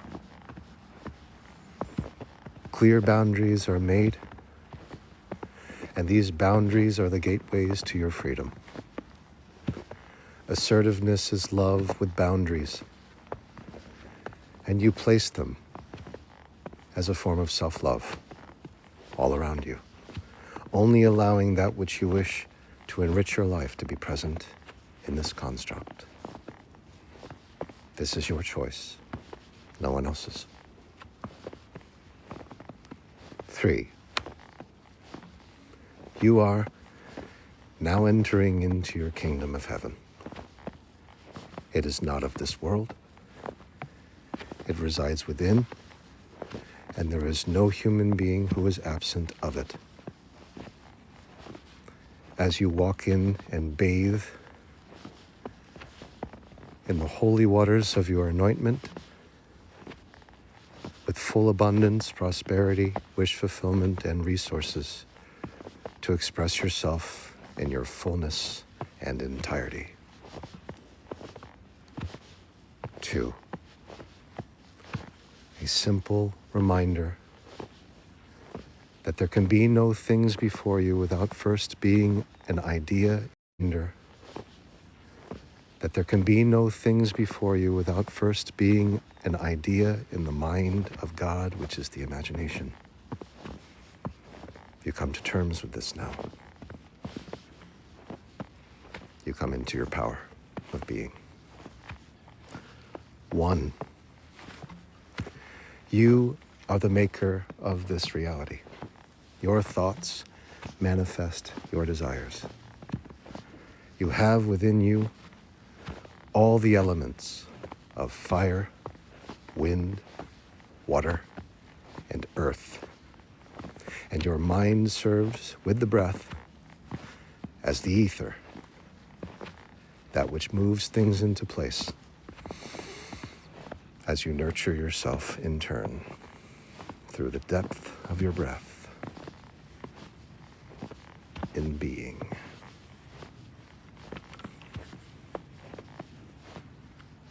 0. Become like a child and see before you a door. The door swings open, calm and serene, inviting you through the narrow gates, the path to your imagination in the now. Be this. Take a leap of faith. Step into this wish fulfillment and build your reality through the mind and the nation of images, the imagination. Step through and enjoy yourself as I walk. And recognize all of you beautiful people. Desiree, thank you for following. Forest Queen says, amazing. I want that as a meditation every morning. Well, the good news is, it's just the preparation. It's just the warm-up. So be that perfect wish-fulfilled self, perfect health, perfect abundance, perfect love, perfect scenarios, perfect parties and celebrations, perfect vacations, perfect home, perfect mobility. Go there and be that. The body is prepared, and it already believes that you're there. That's what the steps are for. You're welcome, G-Snap, for says, well, I really felt that. Thank you for that gift shift there. ID says perfect safety. That's a good one to add too. Perfect protection, perfect safety, perfect boundaries. As you see fit, you expand them or contract them for your safety and perfection and being. This is the active A part of the I am, which decides what it is you want from the menu of life. It's different for everyone. And that is intentional and it's beautiful. Look at this. This was a buck scratching itself, scratching its antlers. Cool. G-Snap says, oh, thank you, Ronnie, for your kindness in saying, glad I've run across you. Same here. The feeling is mutual. G-Snap says, I could see you at the bottom of the stairs welcoming us all as we stepped down those steps. Nothing would make me happier than to see you all pass through those gates before me. And I'll be the last to go. I'll also be the last to return. Just kidding. I'll probably be the first to return, but go there now, everyone, and be. Id Mostel, thank you for following. And in case I missed anyone else, I want to try to recognize you now. The Morgan says, I am the avatar. Yeah, it's part of you. You're also the infinite spirit that powers that avatar. Cherry, thank you for following. Corey, and thanks for saying those beautiful words. How beautiful. I'm glad you're enjoying this. Okay. The Morgan says, yeah, you're the avatar and the source. That's the best part. I explained this yesterday, and by the way, if you'd like this meditation, perhaps you might have come in later. Thank you for all the love and the likes. In the event that you've come in here after we finish the stairway, you'll find tonight that this very recording shall be published on my YouTube, which is just William Vincent Carlton. It's the same @ sign as Immortal Arts, but it's not called Immortal Arts. It's just called my name. And the link is in my bio on TikTok here. So just go to where it says YouTube and click that, and it will take you to my YouTube page. I would deeply appreciate your subscription. Just clicking that subscribe button helps a lot. I would love to get to 1,000 because that's the big milestone prior to monetization.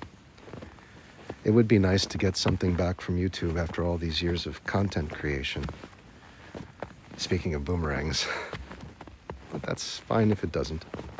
Just know that this will be available for you so that you can carry through the meditation whenever you need. So you have it. Thanks for all the love, everyone.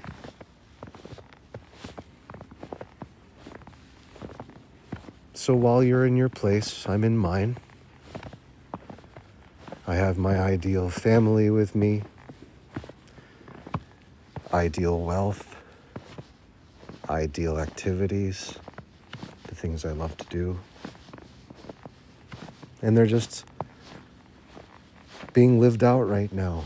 Please don't see yourself as a spirit above your body watching these things. This is actually where being the watcher isn't going to serve you as much as being the participant.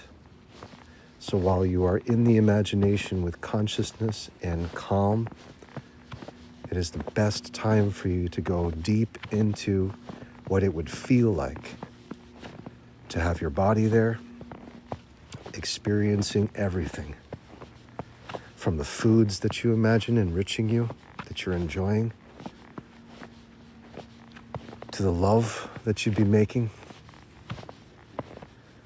to the things you would be buying, to the life you would be creating and nurturing. All of these things, when handled in a pure way, so that it benefits and enriches everyone involved, is the ideal seed. Because this is your truth. And this intelligence knows this is your truth, for it is feeding you the consciousness to come to terms with it. Because it's feeding you the consciousness, the giver and gift of your life, it does already know what you desire. There's no time involved. All things that ever could be made are already made in the imagination. For it knows no bounds, it thus must contain. Without containing, it must be everything you ever are, everything you ever could be, or would be, and will be.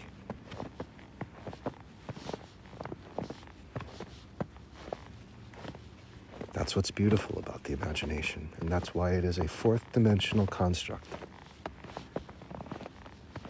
It goes beyond what we have here.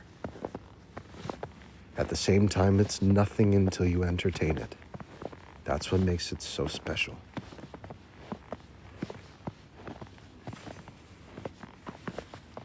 So we're simply becoming familiar with the instrument, that is the imagination, the I of I am.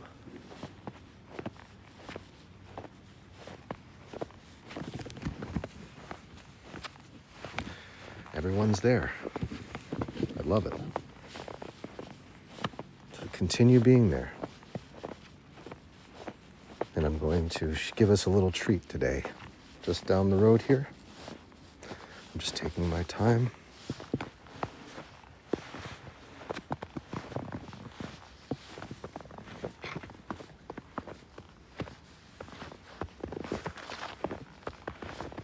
A little treat. Speaking of free electrons, got a lot lot of them here.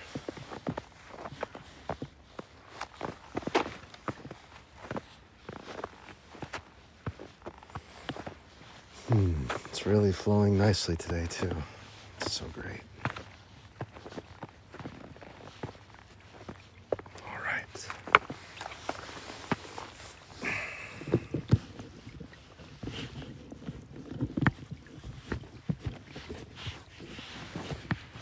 Let's do this.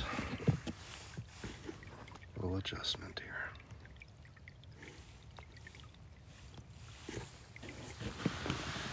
Good, KB. I'm glad you like it. There we are.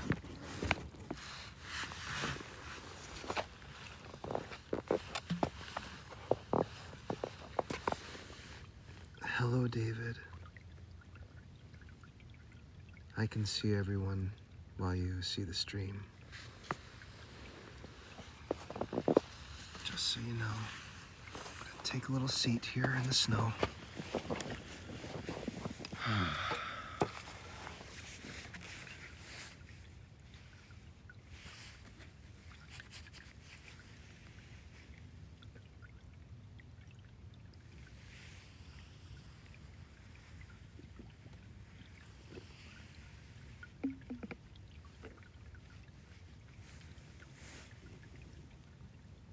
David says it's so peaceful. I agree. Ronnie says I'm subscribed, brother. Thank you, Ronnie, for subscribing to my YouTube channel. Most grateful for that. Thanks for the heart me, David. Appreciate everyone being here with me. It's really nice.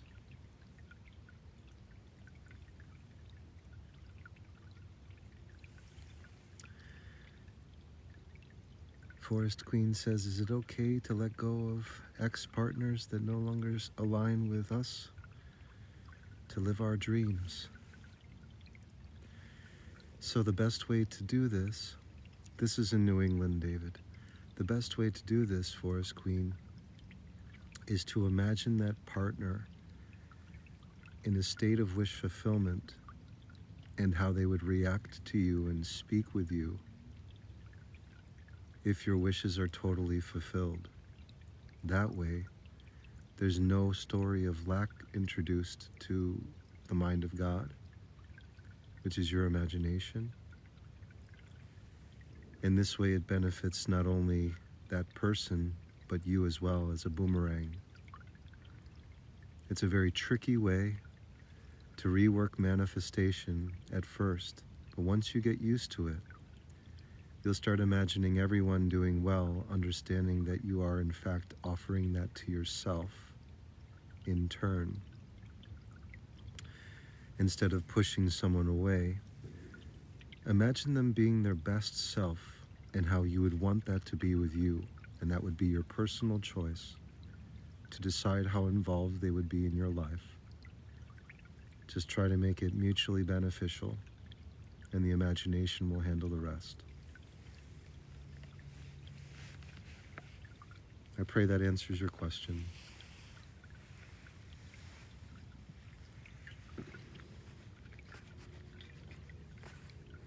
Letting go is great if you feel overwhelmed as well, Forest Queen. Try this. Take a deep breath through your nose. Say to yourself, say in your mind, I cast this burden on my imagination and go free. Try that. See how it feels. Just cast the burden, whatever the no sensation is. KB says, thank you for sharing. You're most welcome, KB. Thank you for being so kind and loving.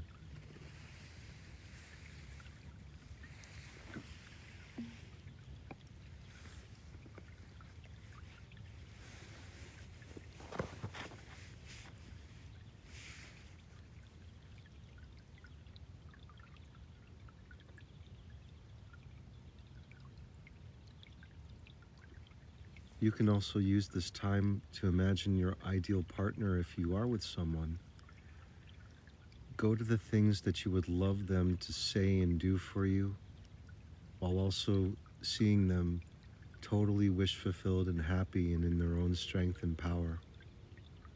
It's a wonderful ask to make. Oh, we got the American goldfinches coming by. I can hear them. I love that they're coming by.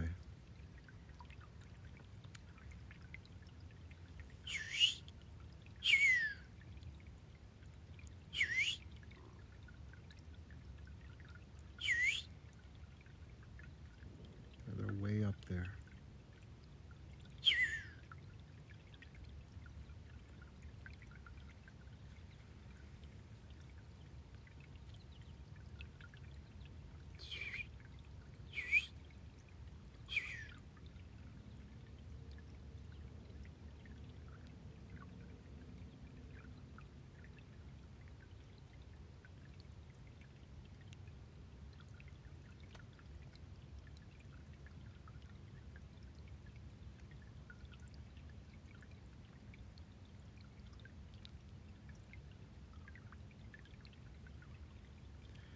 So for those who are just joining us now, welcome.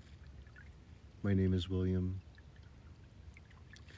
Where we are, most of us right now, is in a state of present moment living through the imagination.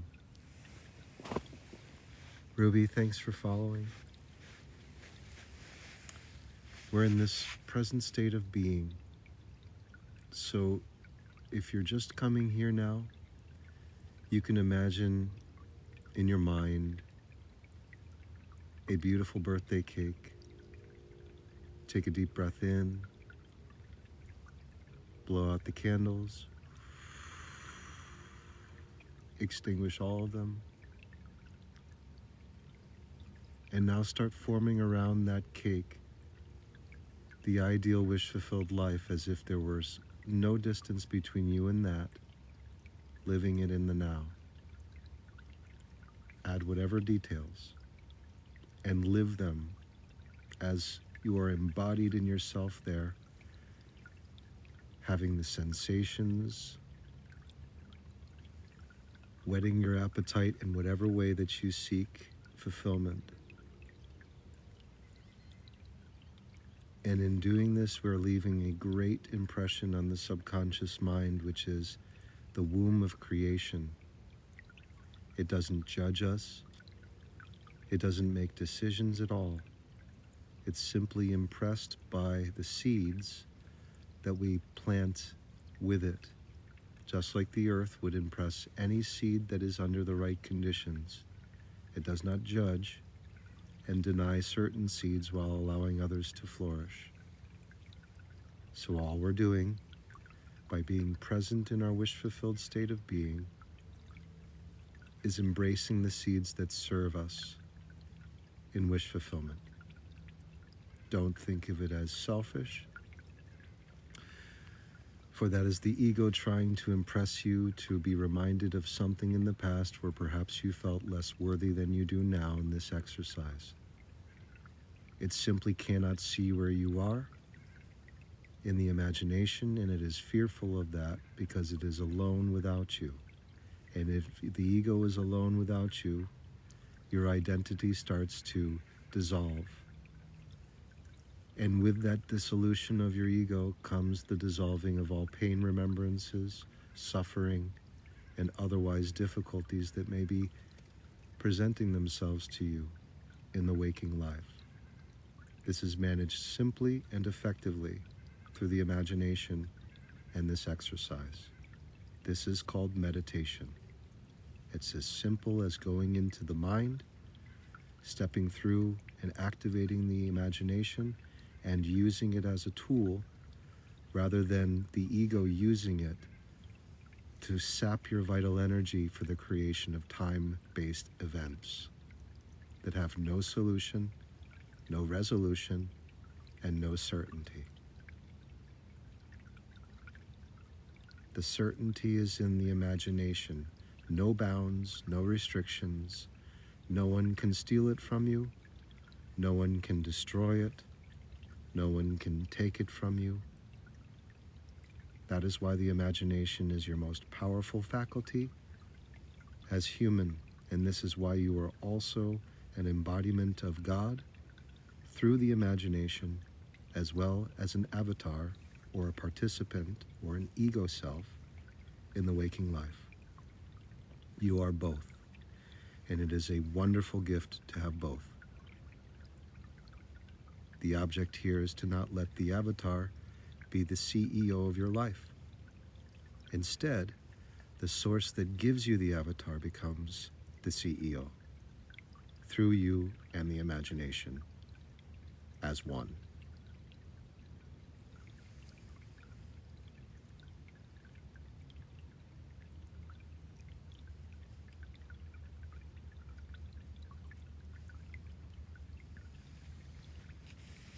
Let's conclude this exercise. And I'll start to make my journey back to the beginning.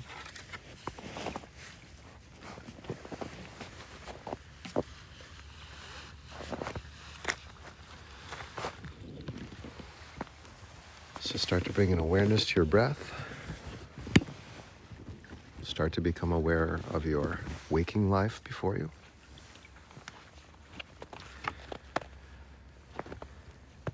Be grateful for this imprint, for this seed that you've planted.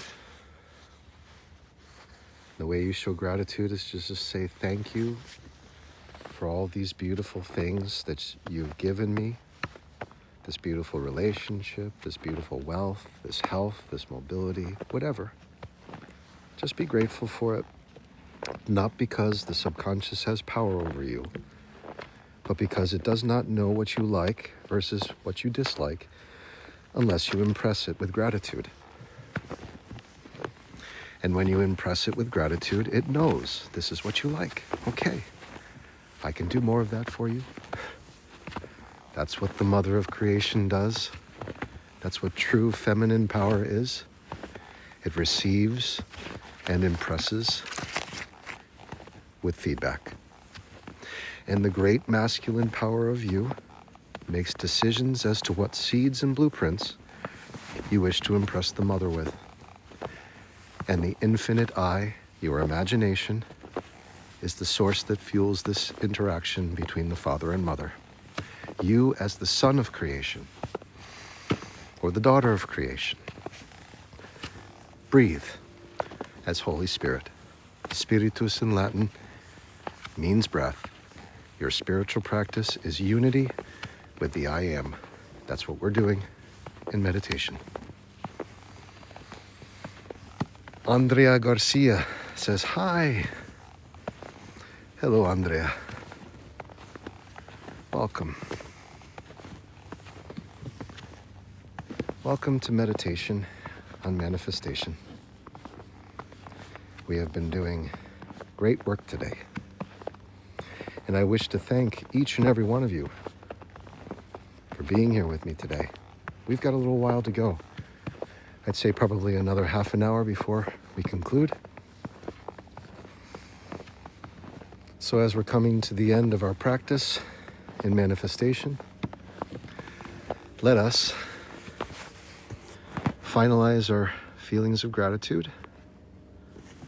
Flip the camera around so I can read and be with you. And as you come back into the waking life, after all this practice with the imagination, do it with ease. And just know that we've used a higher dimensional faculty to leave an impression on the subconscious. So if you feel like the day might be presenting challenges or that you might be undoing or unwinding your work, it is impossible, because you've impressed the subconscious with a higher dimensional wish by living from the end as a wish-fulfilled person. It must be expressed. And the cells are already saying this by giving you the endorphins and the relief that you've been seeking. To imagine something as real is to ask for it. That's the key. Because by asking for it without imagining it as real, we see ourselves at a distance from that. And that is what becomes manifest if we do. This is why most prayer is ineffective and only becomes effective prayer when we see from the end.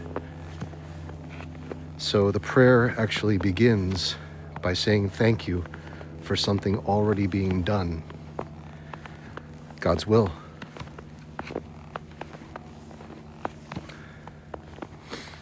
KB says, it was a wonderful walk through nature. Appreciate you. I appreciate you too, KB.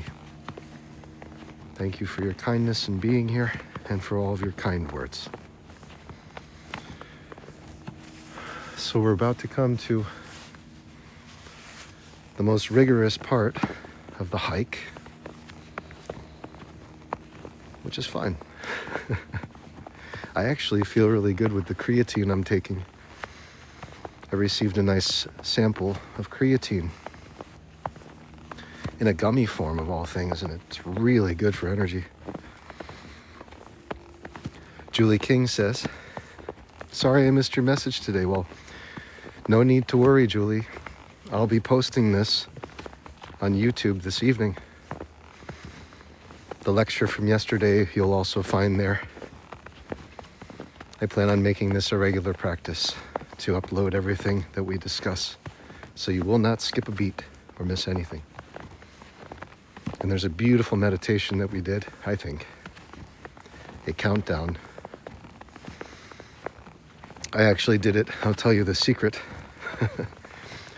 I counted down through the major arcana of the Tarot as a blueprint, showing you the world, your rebirth, the removal of obstacles, abundance, life change, enrichment, health, hidden treasures, temperance, patience, love, learning, blasting through whatever barriers might be there, overcoming all hurdles, and taking ultimately a great leap of faith. And you'll see me refer to the scripture at times. You'll see me refer to science a lot. The body and its cellular structures. I use a lot of different resources so that anyone who's coming in can find something to piggyback off of or relate to and then research. But ultimately what we're looking at is the use of the imagination for healing and manifestation. That's the key of these broadcasts. And it's for our mutual benefit that I do this. We all deserve wish fulfillment in whatever way that we are imagining it. So I'm giving you the manual so you can achieve this with ease. Or with certainty. If it's not easy, you could have a very dense pain body such as myself. My avatar has a deep pain body, but he's in good hands now. William Vincent Carlton is in good hands. Think of it like we are becoming the sole proprietors of our avatar. Whereas we believed the world was the owner of our identity by becoming victims of it, the world. We come into being, we come into our truth as aliveness, as a witness of our aliveness. And in coming into this truth, we take ownership over this identity, over this body. And by taking ownership, nothing else can affect it. No one else but us, as observers of our aliveness. So we come into our power in being. And this is what Christ really talked about. Jesus of Nazareth, largely misunderstood. crucified for it. Crucified for blasphemy, saying that he was an embodiment of God and God himself, and that his kingdom was not of this world, but he was a king, and he was anointed by God himself. That scared me. I don't get jumps scared easy, but that was a good one.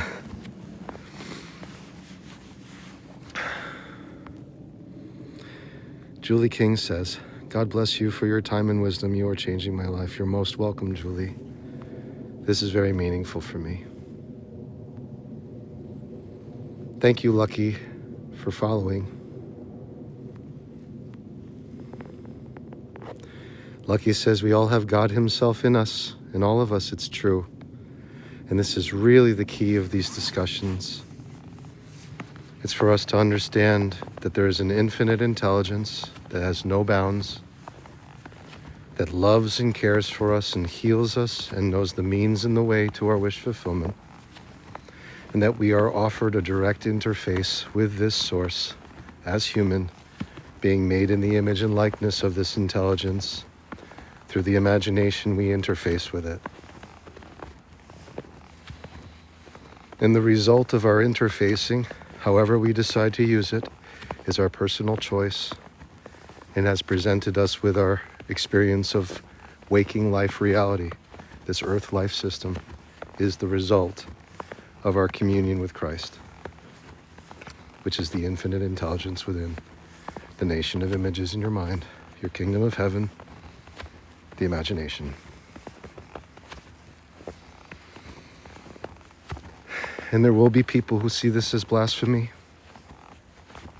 of course, but this will be coming from a fear, just as the Pharisees saw this as a threat to the systems in place. They crucified many Christians for having this belief system, because it liberates you from slavery.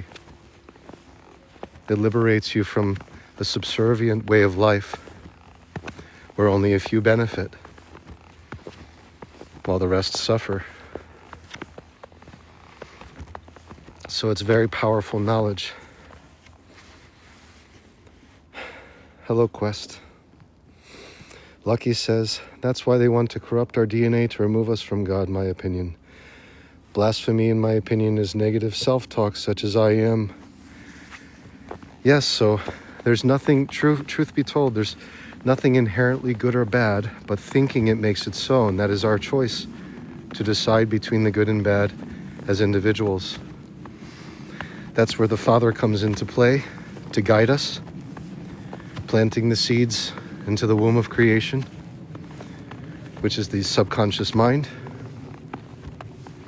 We as children of God are here to make mistakes. We're here to make a lot of errors. And so we label things as mistakes or errors when they are felt as undesirable. We come to a now moment and we're saying no to it. That's the same as saying, this is a mistake, this is undesirable, this is not something I want. And it is a natural process, because how could we ever know what we want without experiencing first what we don't want? And so we as children of this infinite intelligence are here with this body to discern between that which we want and not. And the leading factor in making things happen in that light is through the imagination first. That's where the seeds are planted. Lucky says, love you all. Got to take care of one of my kids. Understood. That's wonderful. Conalingua says, they choose pain.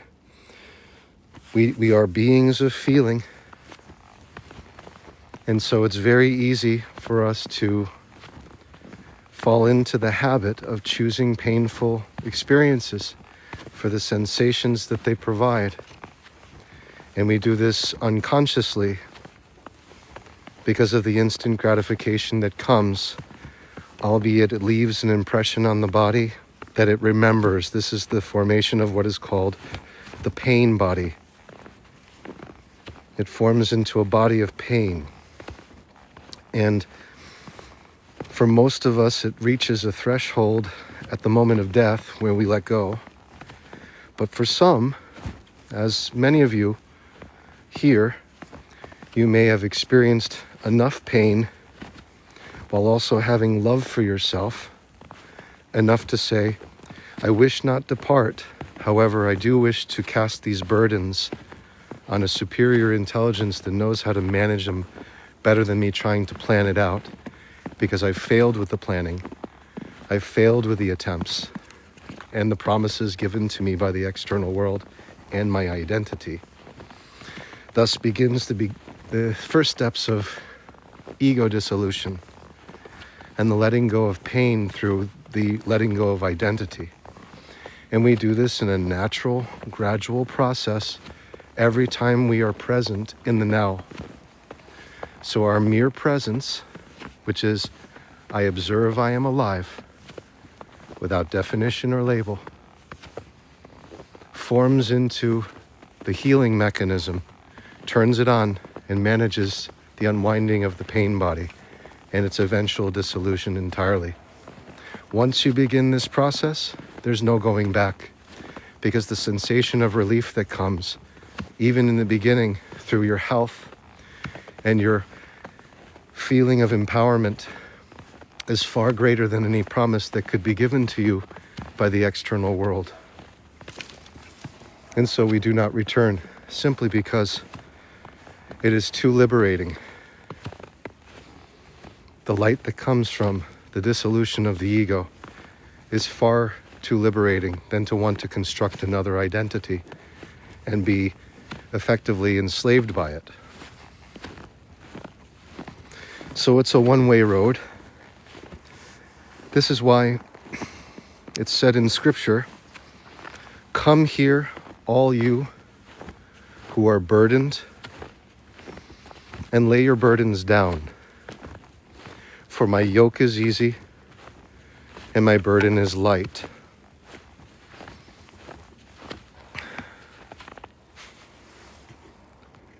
Let's see. Lots of blessings being sent out. Crystal Sky, thanks for the follow.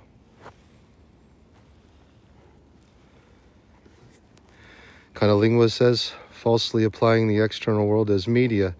True external is nature, is a natural state of being. It's God's manifold expression. It's the now, it's the present, without definition. But it is an unfolding of life. There you go, Julie, you are observing. And that's it. And that is enough. You can say, I'm observing aliveness, and that is more than enough. Something rushes in that doesn't feel good. That doesn't move me so much as I observe I am alive. I cast this burden on the infinite intelligence within me and go free. This is what it means to cast the burden, to lay your burdens down. You're not laying it down on some false promise that I'm giving you in your mind. It could be pure, but you're not laying them down on me. You're laying the burdens down on the healing presence within you that expands and gives your life. Consciousness is receiving the burden. Listen, my yoke is easy. Yoke is the same word for yoga in Sanskrit. Yoke is the mechanism placed on a beast of burden for hauling burdens. But in this particular case, it means union with Christ. My yoke is easy, which means you won't feel it. My burden is light. Now don't mistake this as weight, as the horse whinnies. This is not a burden of weight. God's burden, the infinite intelligence's burden, is light.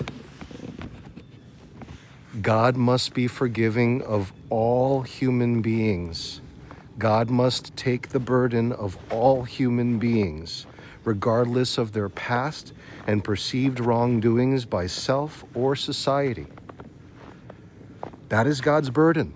It must forgive by shining the light on all burdens, regardless of who it comes from. If you are human, you are granted this forgiveness. This is why Jesus said, "Forgive them, Father, for they know not what they do.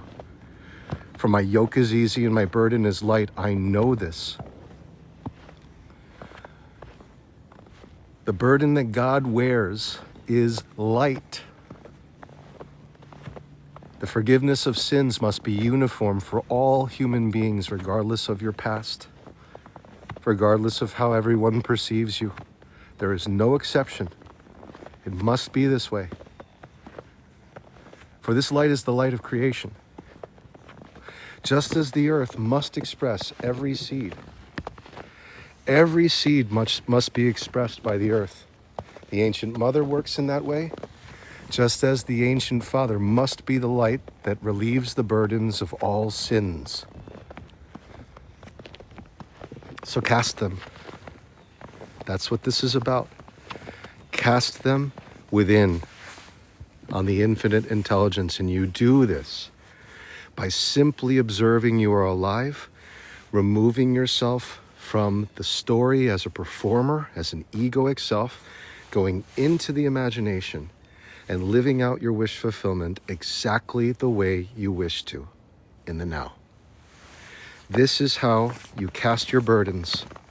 And if you announce it, I cast these burdens on the Christ within, on the imagination within, and I go free, you're simply telling the universal subconscious mind that you are aligned with your truth. And what you feel is this relief. And you can be grateful. You could say, I'm so grateful for the relieving of these burdens that are no longer mine to have to carry around like a beast of burden. For the Lord's yoke is easy, and now my burden is light. Just like him, I must shine this light upon anyone who presents to me any sort of situation that may be trespassing, that may be judgmental, that may be labeling or hurtful. For I am more that light than my identity. And I have been forgiven for my sins, therefore everyone else must be. And this is how you truly unify yourself in yoga. This is namaste. This is the truth union between yourself and the infinite intelligence.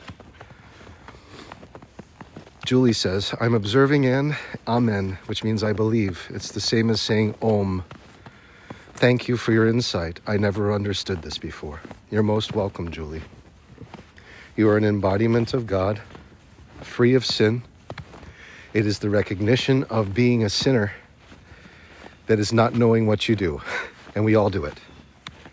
We all do it until we don't.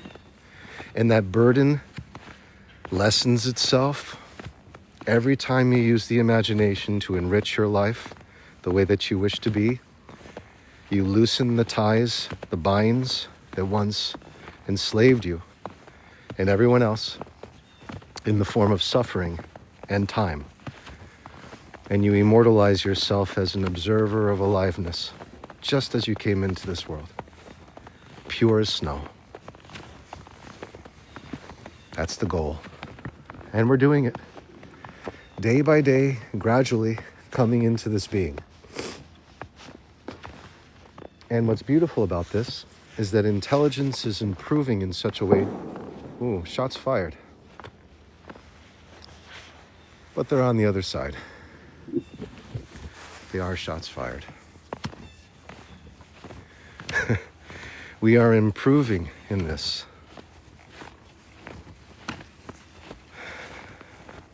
Day by day, we are relieving ourselves of these burdens. Now, I'm not wearing my orange vest, so I'll be starting that up again. Because I could be a Sasquatch to some eager hunter on this day, considering it is in the heart and thick of hunting season. I just pray it wasn't a buck for a trophy. And the reason why is because there are dwindling populations of deer in these woods here. This is the sign of a buck. They usually are independent. I know, Crystal Sky. I have a vest. So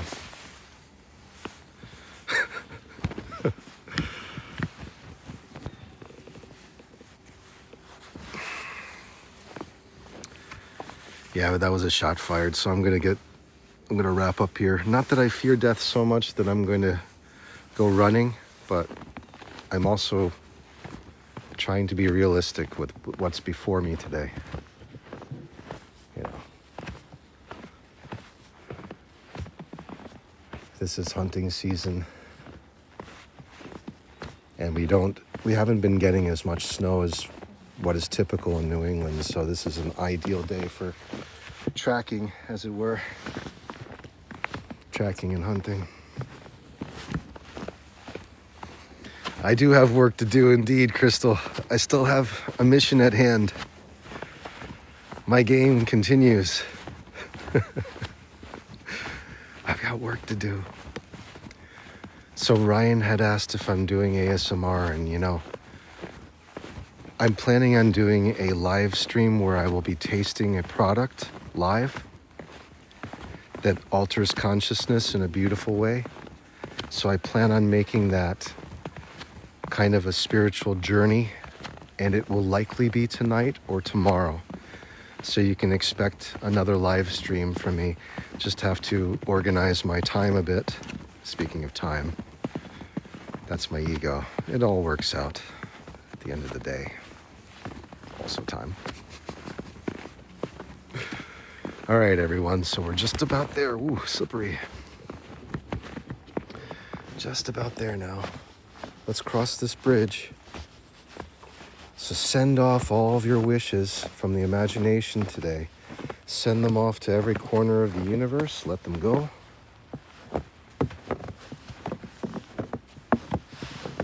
And know that they are speeding their way to your life as an embodiment of God, okay?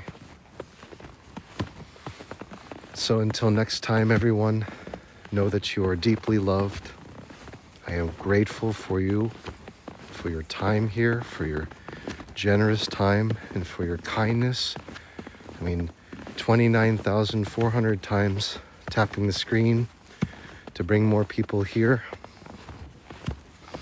I pray that you've all received wisdom today in some form that has helped you in understanding your truth. Thank you, KB. So just know that this broadcast from today shall be uploaded to my YouTube tonight. At some point, you will see it. It will be called Manifestation, probably. It'll be something to do with manifestation, and you'll also have this beautiful, I think, guided meditation of stepping down the stairs into your truth. So, something to look forward to.